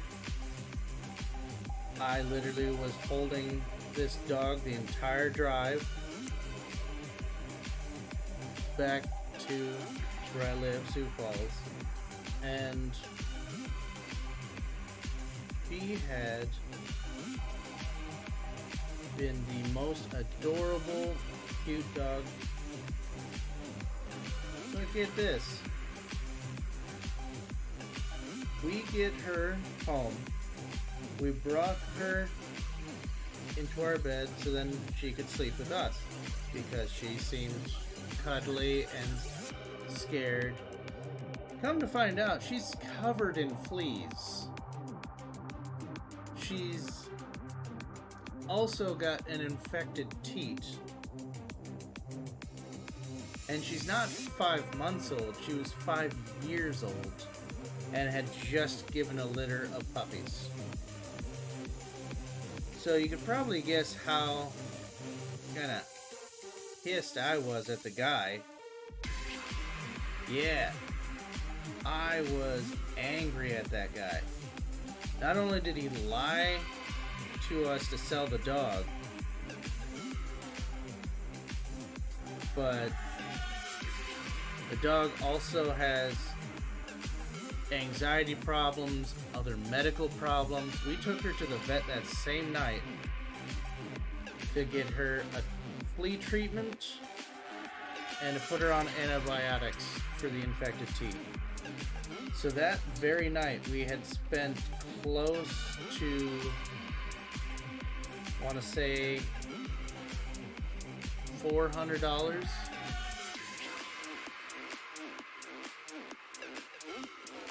just on this one dog. And she is the sweetest, kindest thing. Our guess is that they had either got her or had her from a litter and tried to train her as a hunting dog, but she is so skittish that it would never have worked.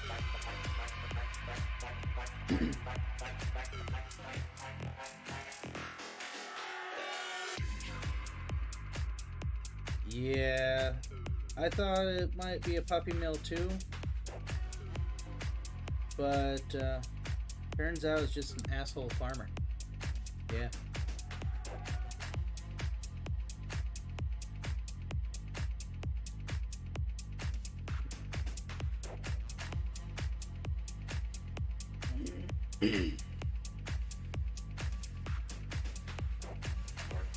But I basically will never buy a dog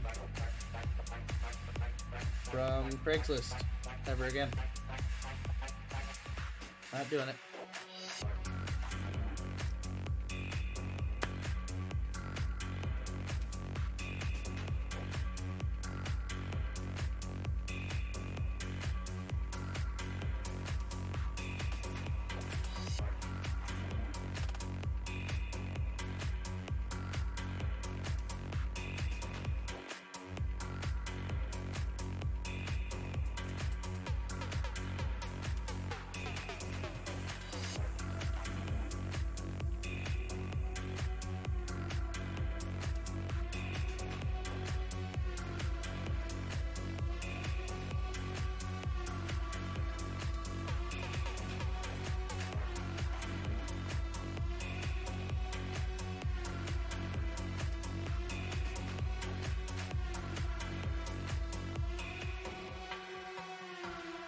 Now, if I ever met that guy again and recognized that it was him, I would punch him in the face.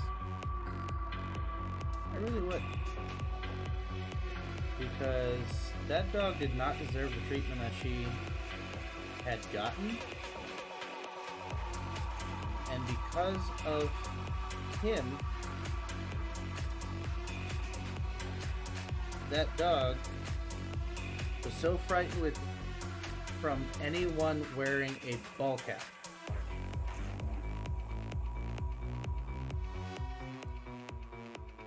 Now, at the time, I did not wear hats, so it's good. I just didn't wear them. No need. But I have grown more accustomed to wearing hats as I have lost hair. So, and it's not because of losing hair that I have started wearing more hats. It is more of the fact that I get colder. Trauma does suck. And again, if I ever got the chance to meet that guy again, I'm gonna sock him right in the face. I don't care how old he is.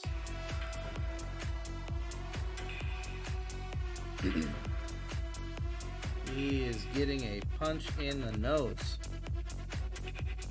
Yes, she is very happy now. Still terribly anxious and old now. But,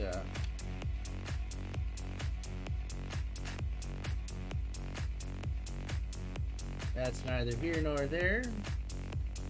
I get updates on her every once in a while, but I don't get to see her as often as I would like. Mostly because not in the same state, so it does make me sad. Okay, this is a little annoying. I've got all of these explaining all the way here. And you go to this one.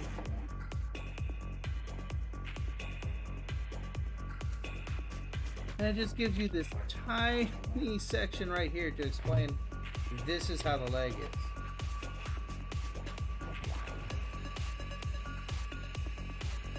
Alright. Okay,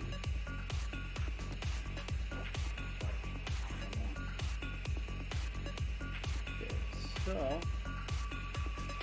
besides these and those, that one is done. We've got the crop.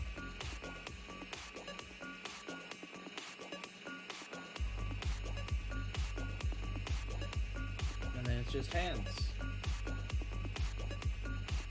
Yeah.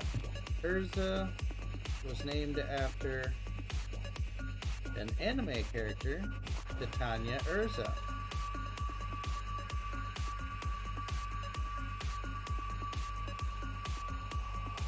Oh, I am definitely going to be showing this off when I'm done. I am probably going to set it right next to my Barbados. That one I made on my own time, but I did not think to do it on stream. Also because I figured no one really wanted to watch me build. But it's nice to know somebody does.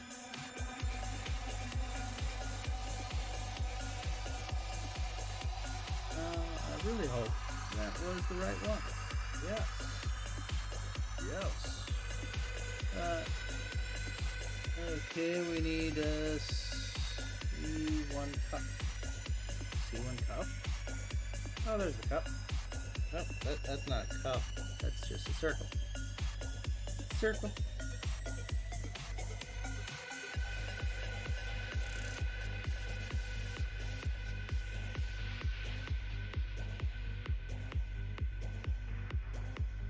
Boop. Yeah.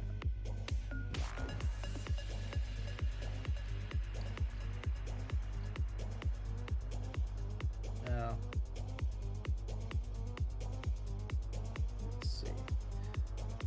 Yes. But yeah, I also do unboxings whenever I buy a model. The last one I did was this one. Spider-Gwen. As well as it's a little tangled there. Katana.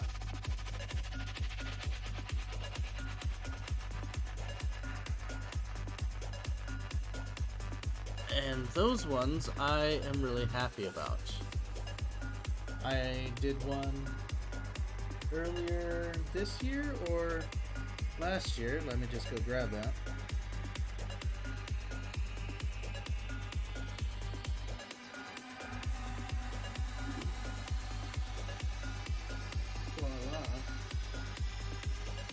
Cthulhu. Yeah.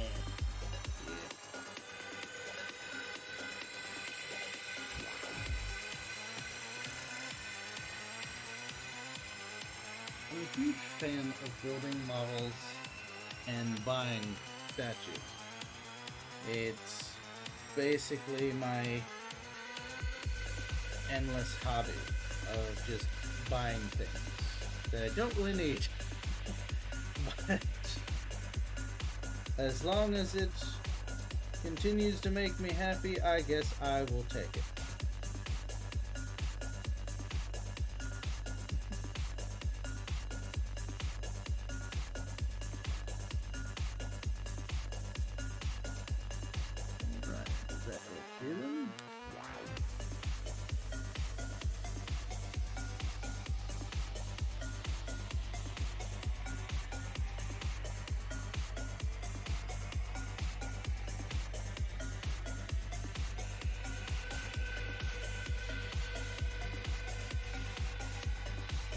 Okay, so it does. But only after it gets its flaps.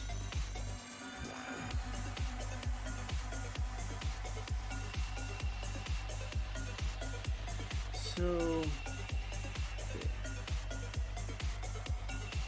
and thank you for telling me I have a great stream. I didn't want to gloss that over, but I don't get compliments very often. So, thank you, Olivia. Thank you. Alright, let's see where that is. So we started with that. We go to the side flaps, which are A10 and A11.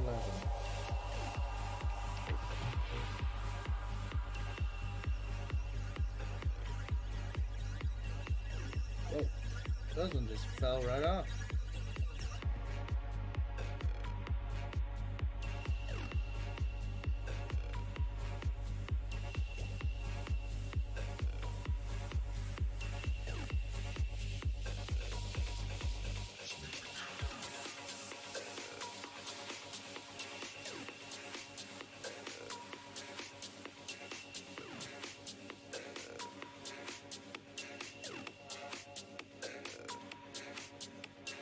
A10, A11.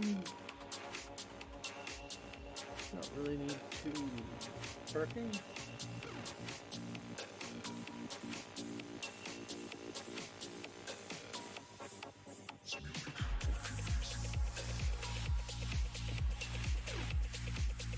Screw goo. Alright. Back up.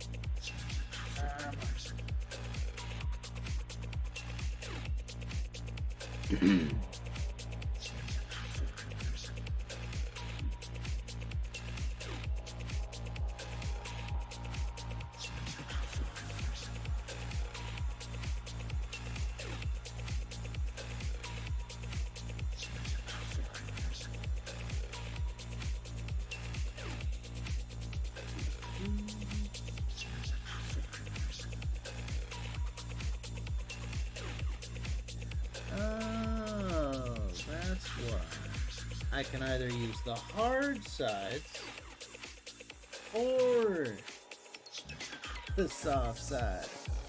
No wonder. I was thinking I was going to be putting it right on top of each other. Oh man. I am a silly nanny.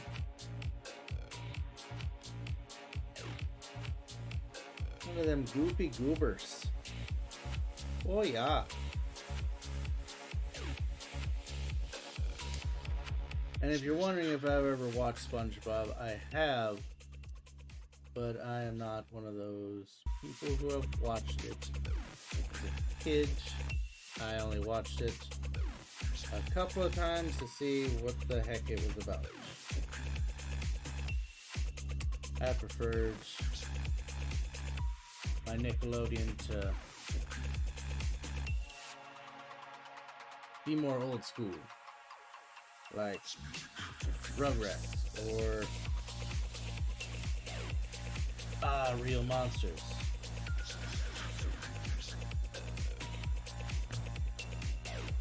Then you got Hey Arnold. That was a good one.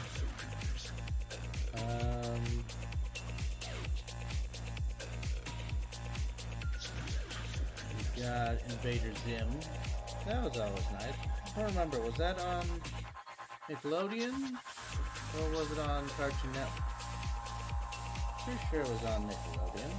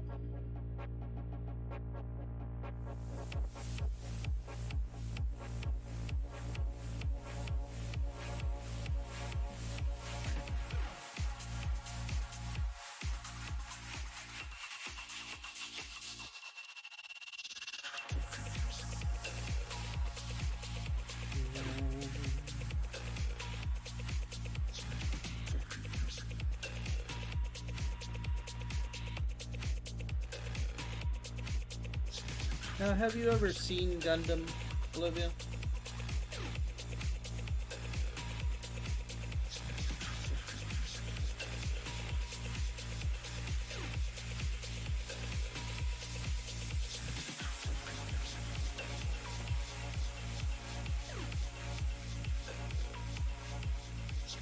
If you haven't, it's fine.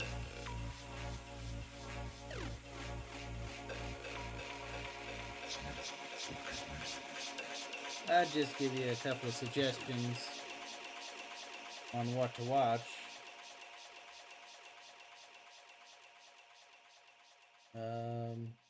See. I'd say stay away from Gundam Seed, if anything. And let's see. MS-08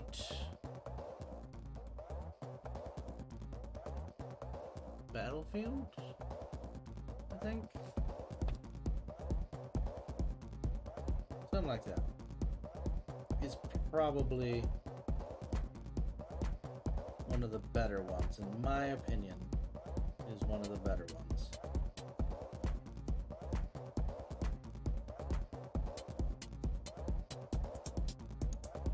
Just because, while it isn't your typical Gundam show, it's still got all the aspects of what Gundam was originally for. Gundam originally was a anti-war show. It was a show originally about the futility of war and how it escalates. You create something powerful, we'll create something powerful.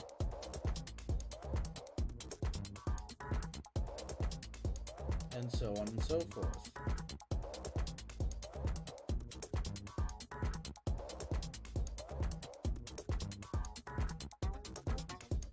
Don't tell me I put it on backwards, upside down. What is it? Oh, yep.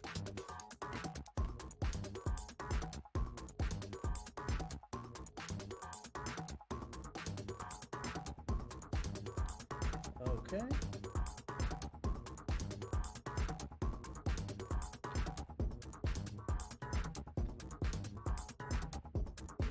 And then the last thing we need is that's done. That is practically done. The rest of it is just weapons stuff. Weapons stuff. Alright. So, C38. 38.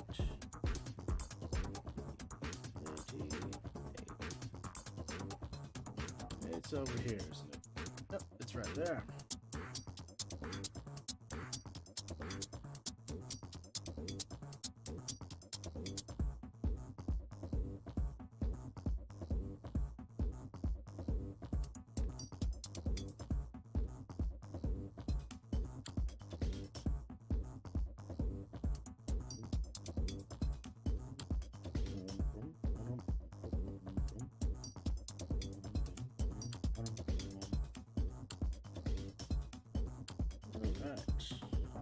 Got his little stick. His bum. Don't need that. Not at the moment. Now we shall put him together.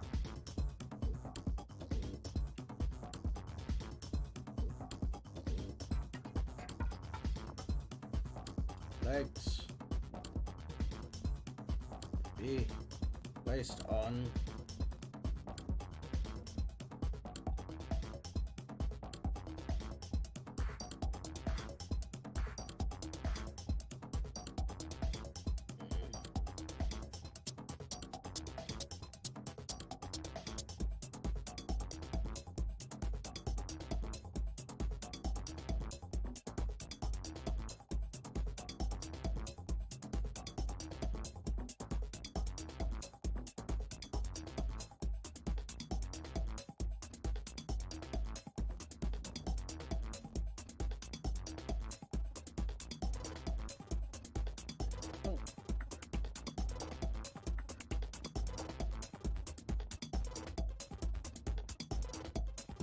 flaps.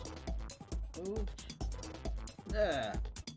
Now he has legs. He can walk. Yes. My child can walk. But his butt fell off. No.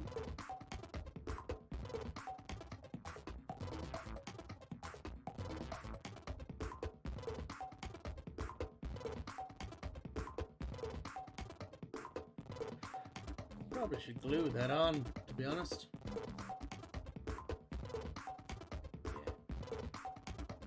That doesn't fall off again. Hello, Mr. Glue.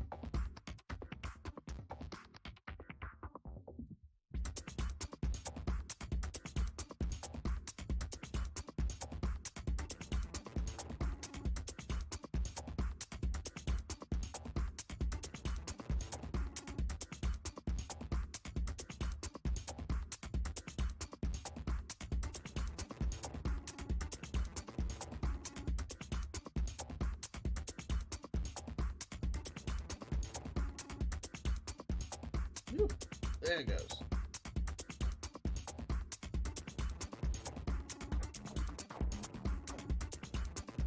Nice. Sprayed all over the place.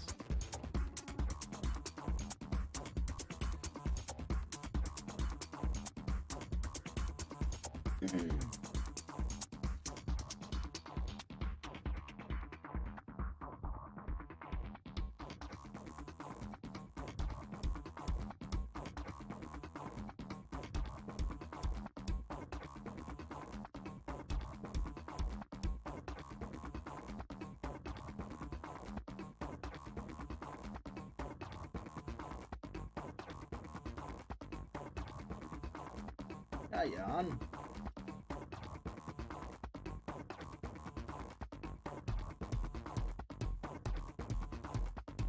All right.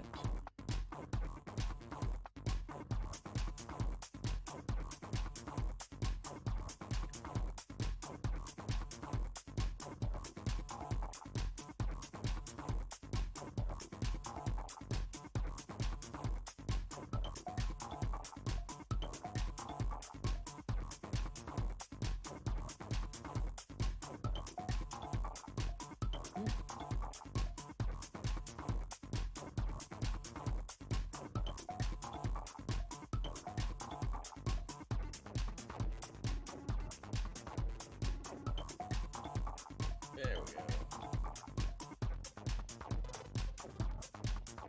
Now he shall keep his butt flap as I dry my skin. Alright. What should I give him? The bazooka? Oh, just all the above. Should I just give him all the above? I think I will give him all the above. Let's start with the machine gun, because that's super easy. Not as easy as, say, the axe.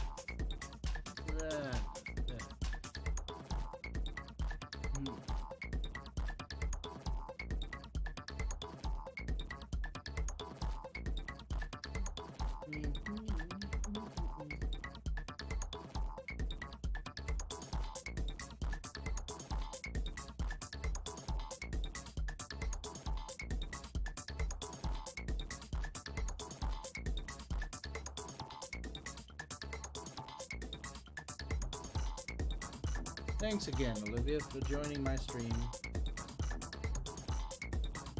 and for talking to me this whole time. Well, most of the time. I don't know if you're still there, but thank you.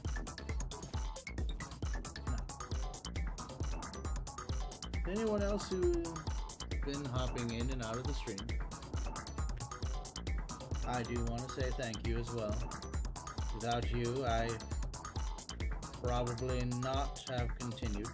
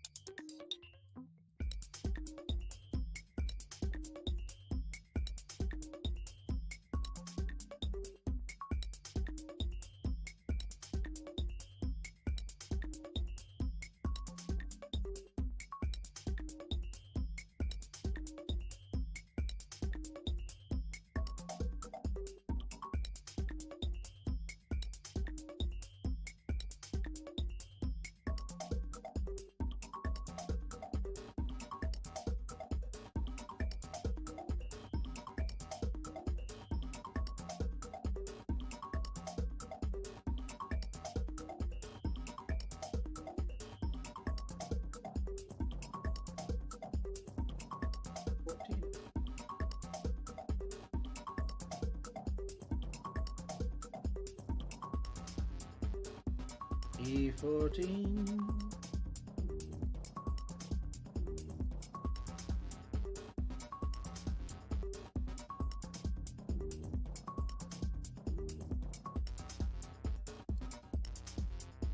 And if anybody else likes my content, please join me on the YouTube. You can like, follow, subscribe, whatever it is that you would like to do. I am not one of those people who is going to constantly badger you about it.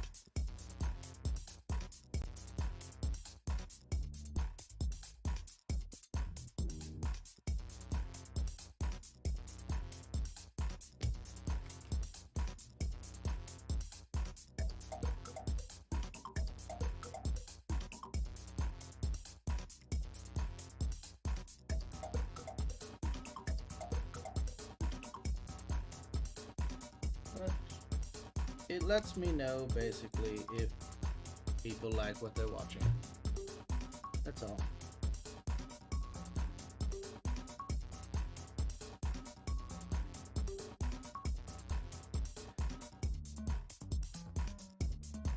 Even if it just means that you take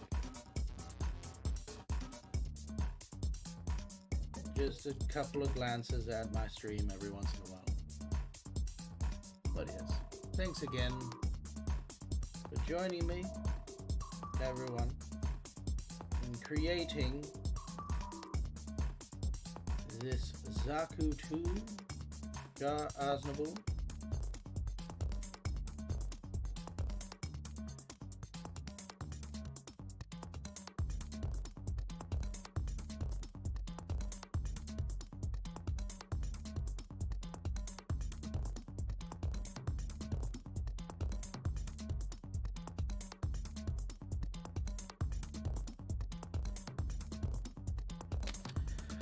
There is something to put on the map. Just that holds it there. No, it's gotta be something else, right?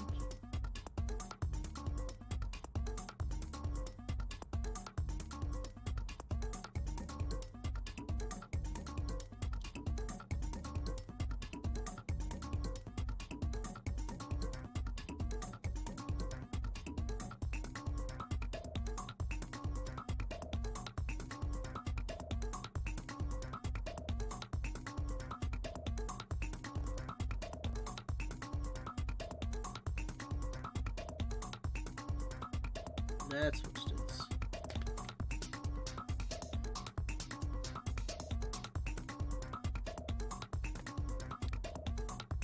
E11 now? E11? E11?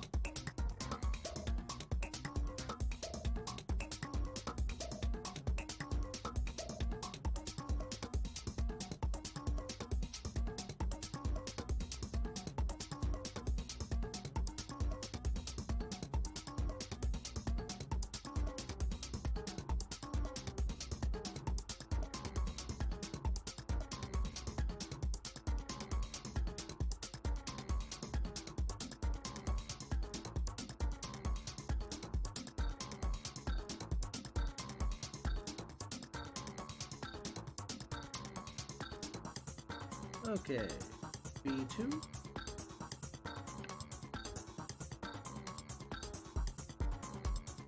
One of these.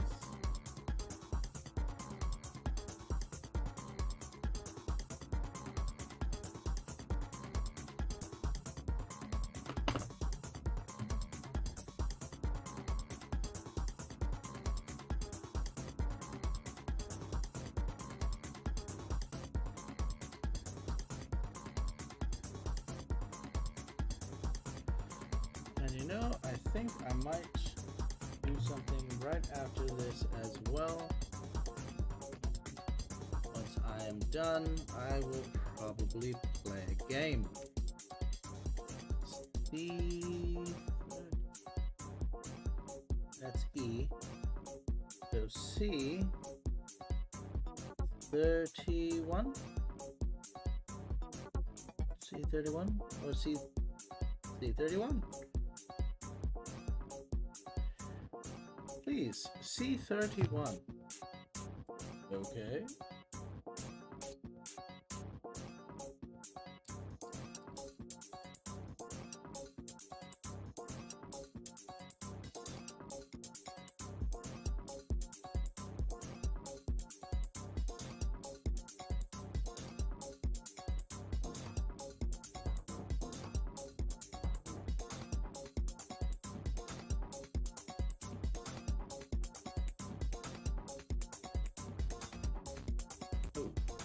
The other way around.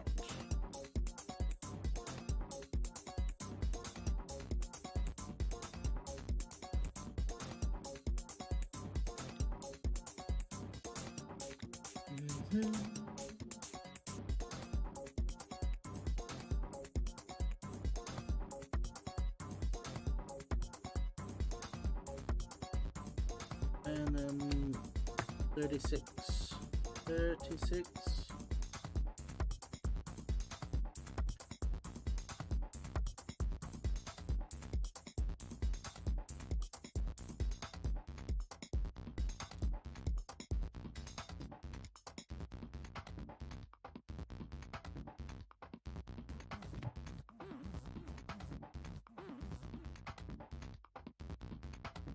This one I am going to glue because they are notorious for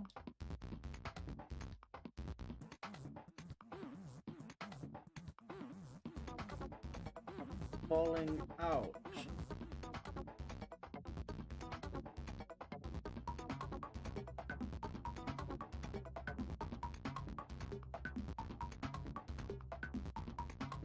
Even if it means I can never take this hand off, I don't care. I just don't want it to just fall off at any given moment. I can always switch out the hands.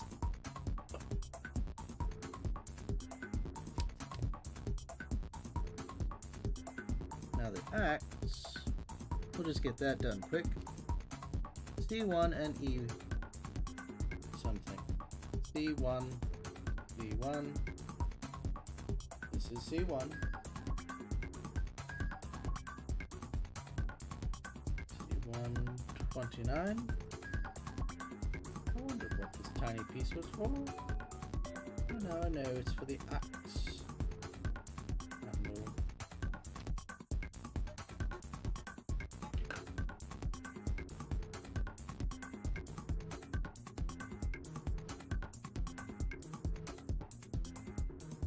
Alright, and then here's Mr. Axe.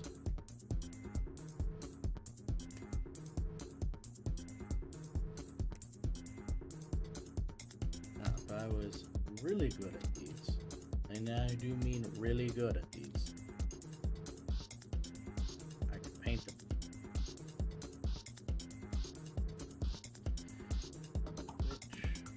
Which I am not good at painting.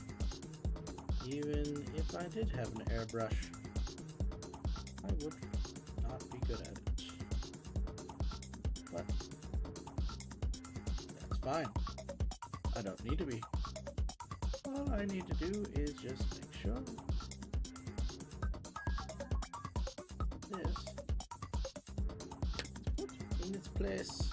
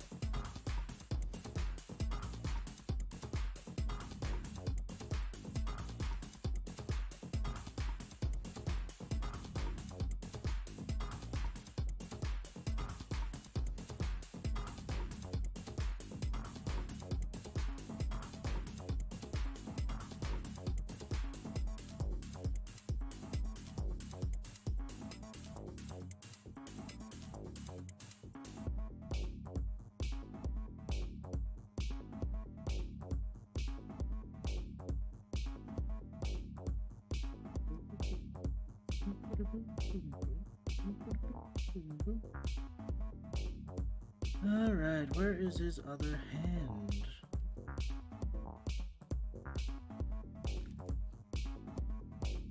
Left arm.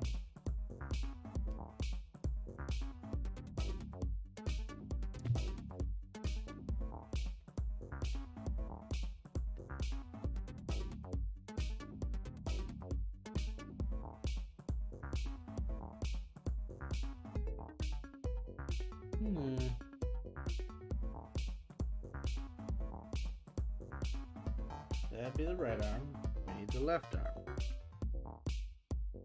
But still, we will get this bazooka done.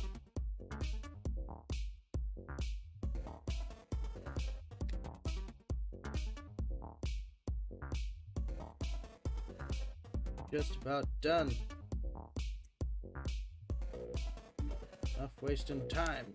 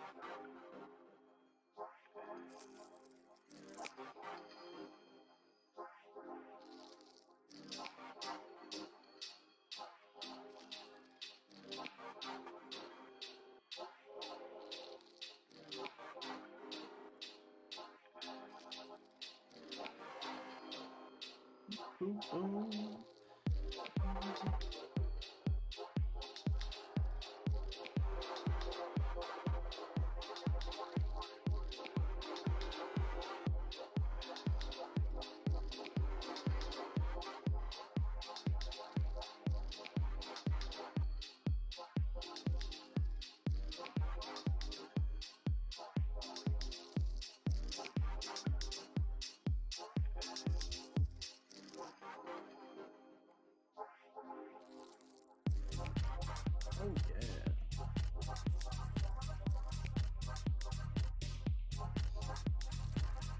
Alright, these two.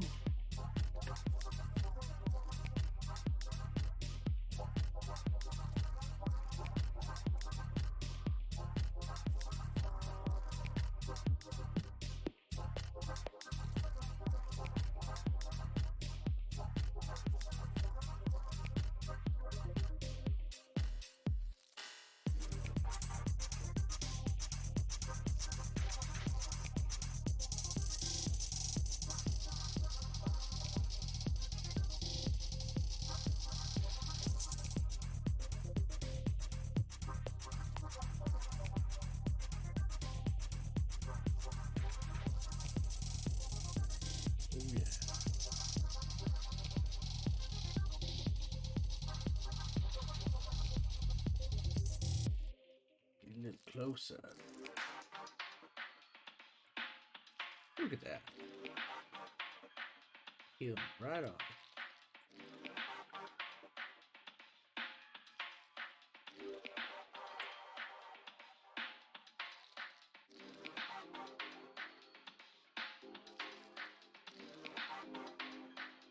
There we go. There we go. Nice and smooth, nice and smooth.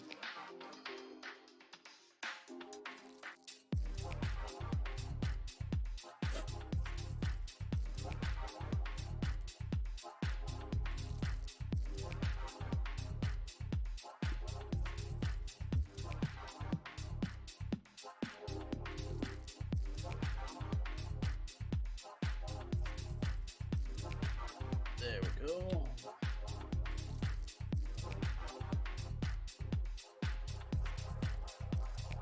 There you are.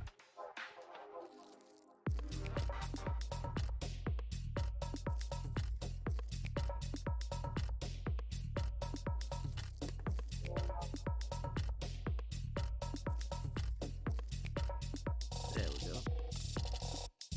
All that's left is the hand.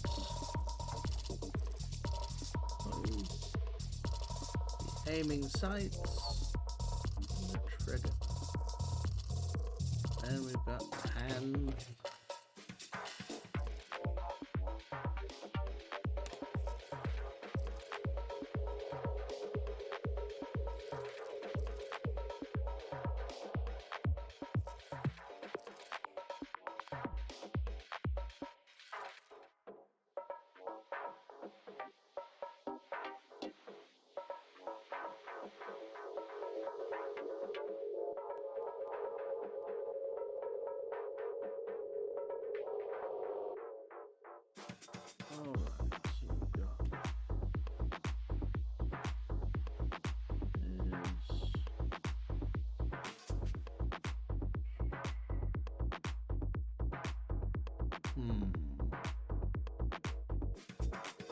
here.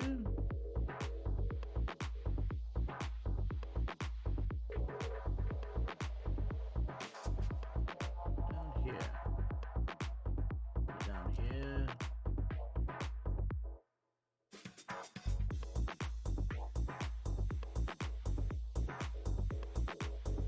Probably up here. Lost. Yep.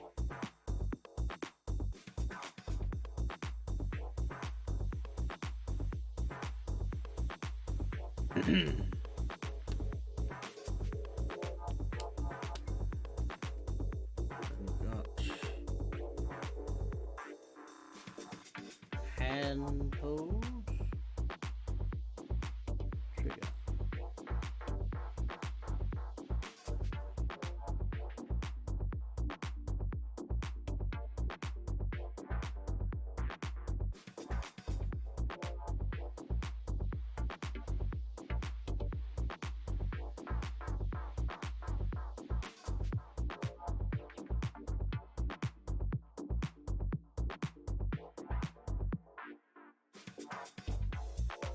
Should have put that on before. Good thing I didn't glue it.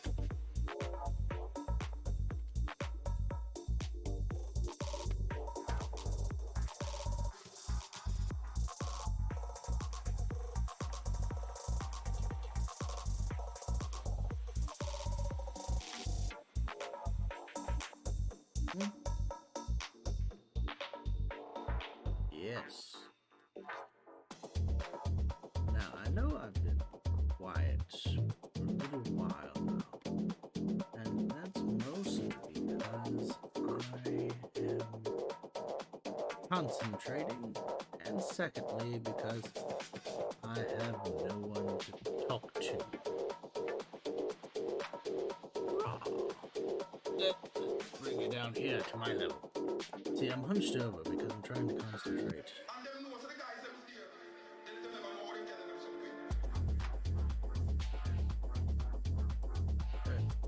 Come on, you. Disengage. Disengage. I said disengage.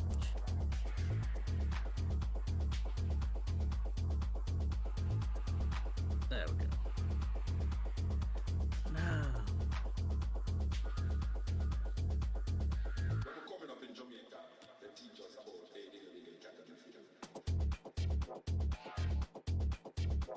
Now you can engage. The engage.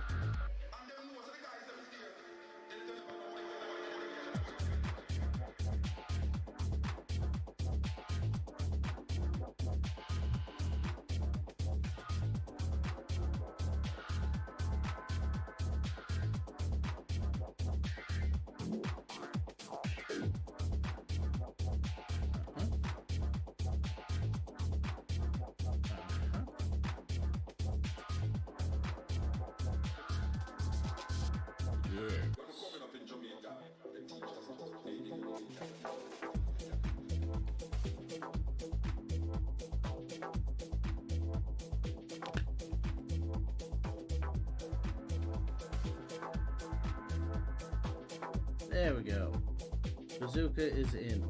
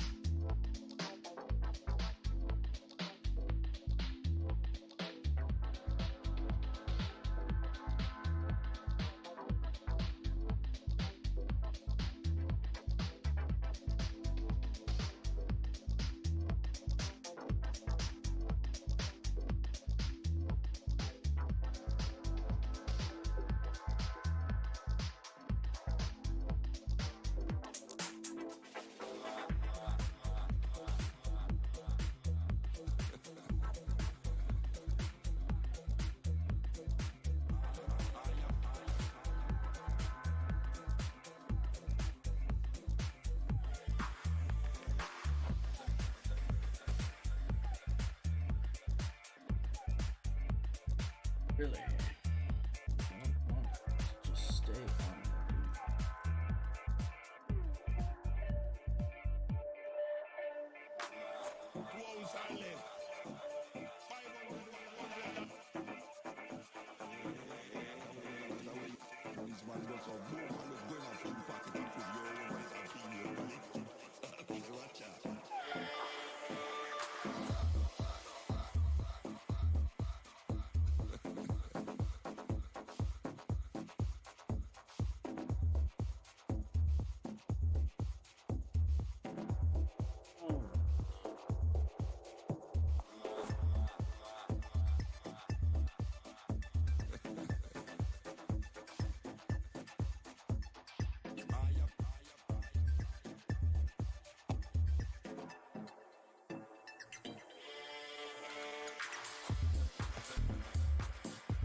Just about done.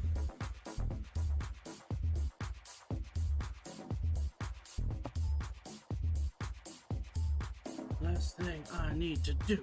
Last thing I need to do is this. Oh yeah. Well.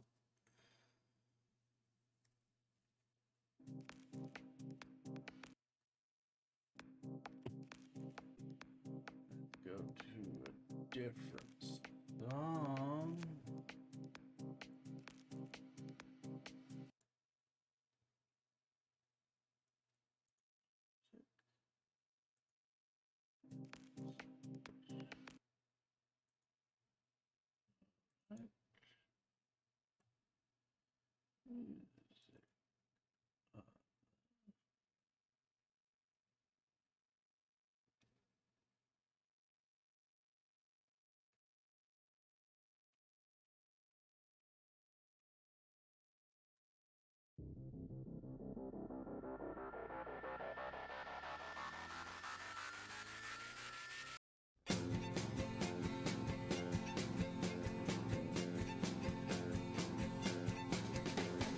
Monday, time for alchemy.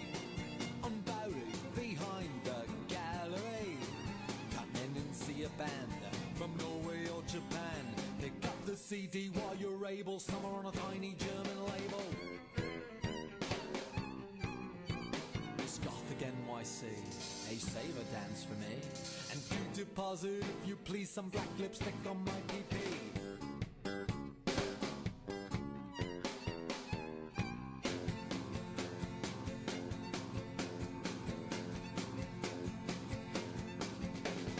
Monday, time for alchemy. So come in and have a pint. There's a hideous man named Mike and a bunch of We big are all tykes. done. And George at the bar with his fake bangs on and holds everything. All done. in my soul. Take a look at that guy. It gets so lonely being evil. It's Monday night again, so pull up a chair, my friend. And Jason and Althea will be oh so glad to see ya. Don't get cake on your velvet cape. Here at Alchemy Mondays.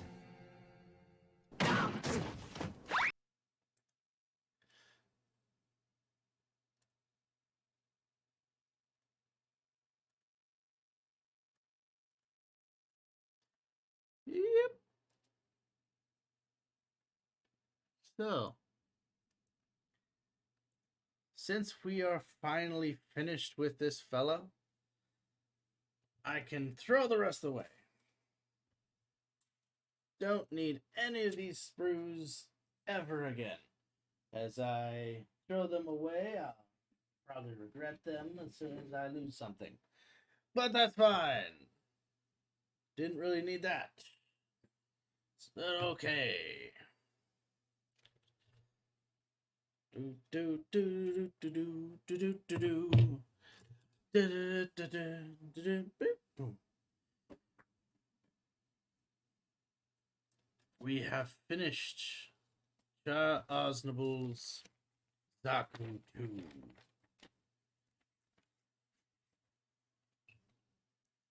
Finally. Smaller than I thought it would be.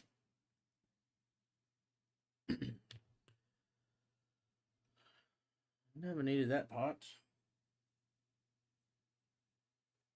So, thank you for joining in, and thanks again for everything.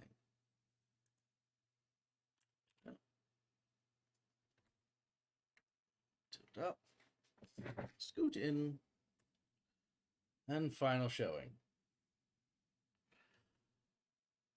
This is the Zaku 2, fully built and equipped for massive damage.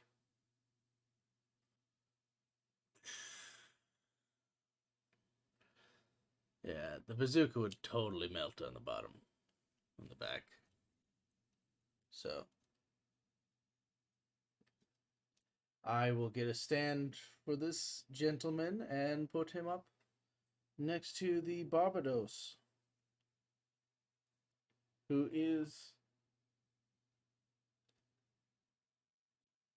taller than him.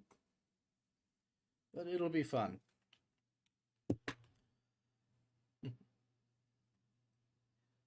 Alright.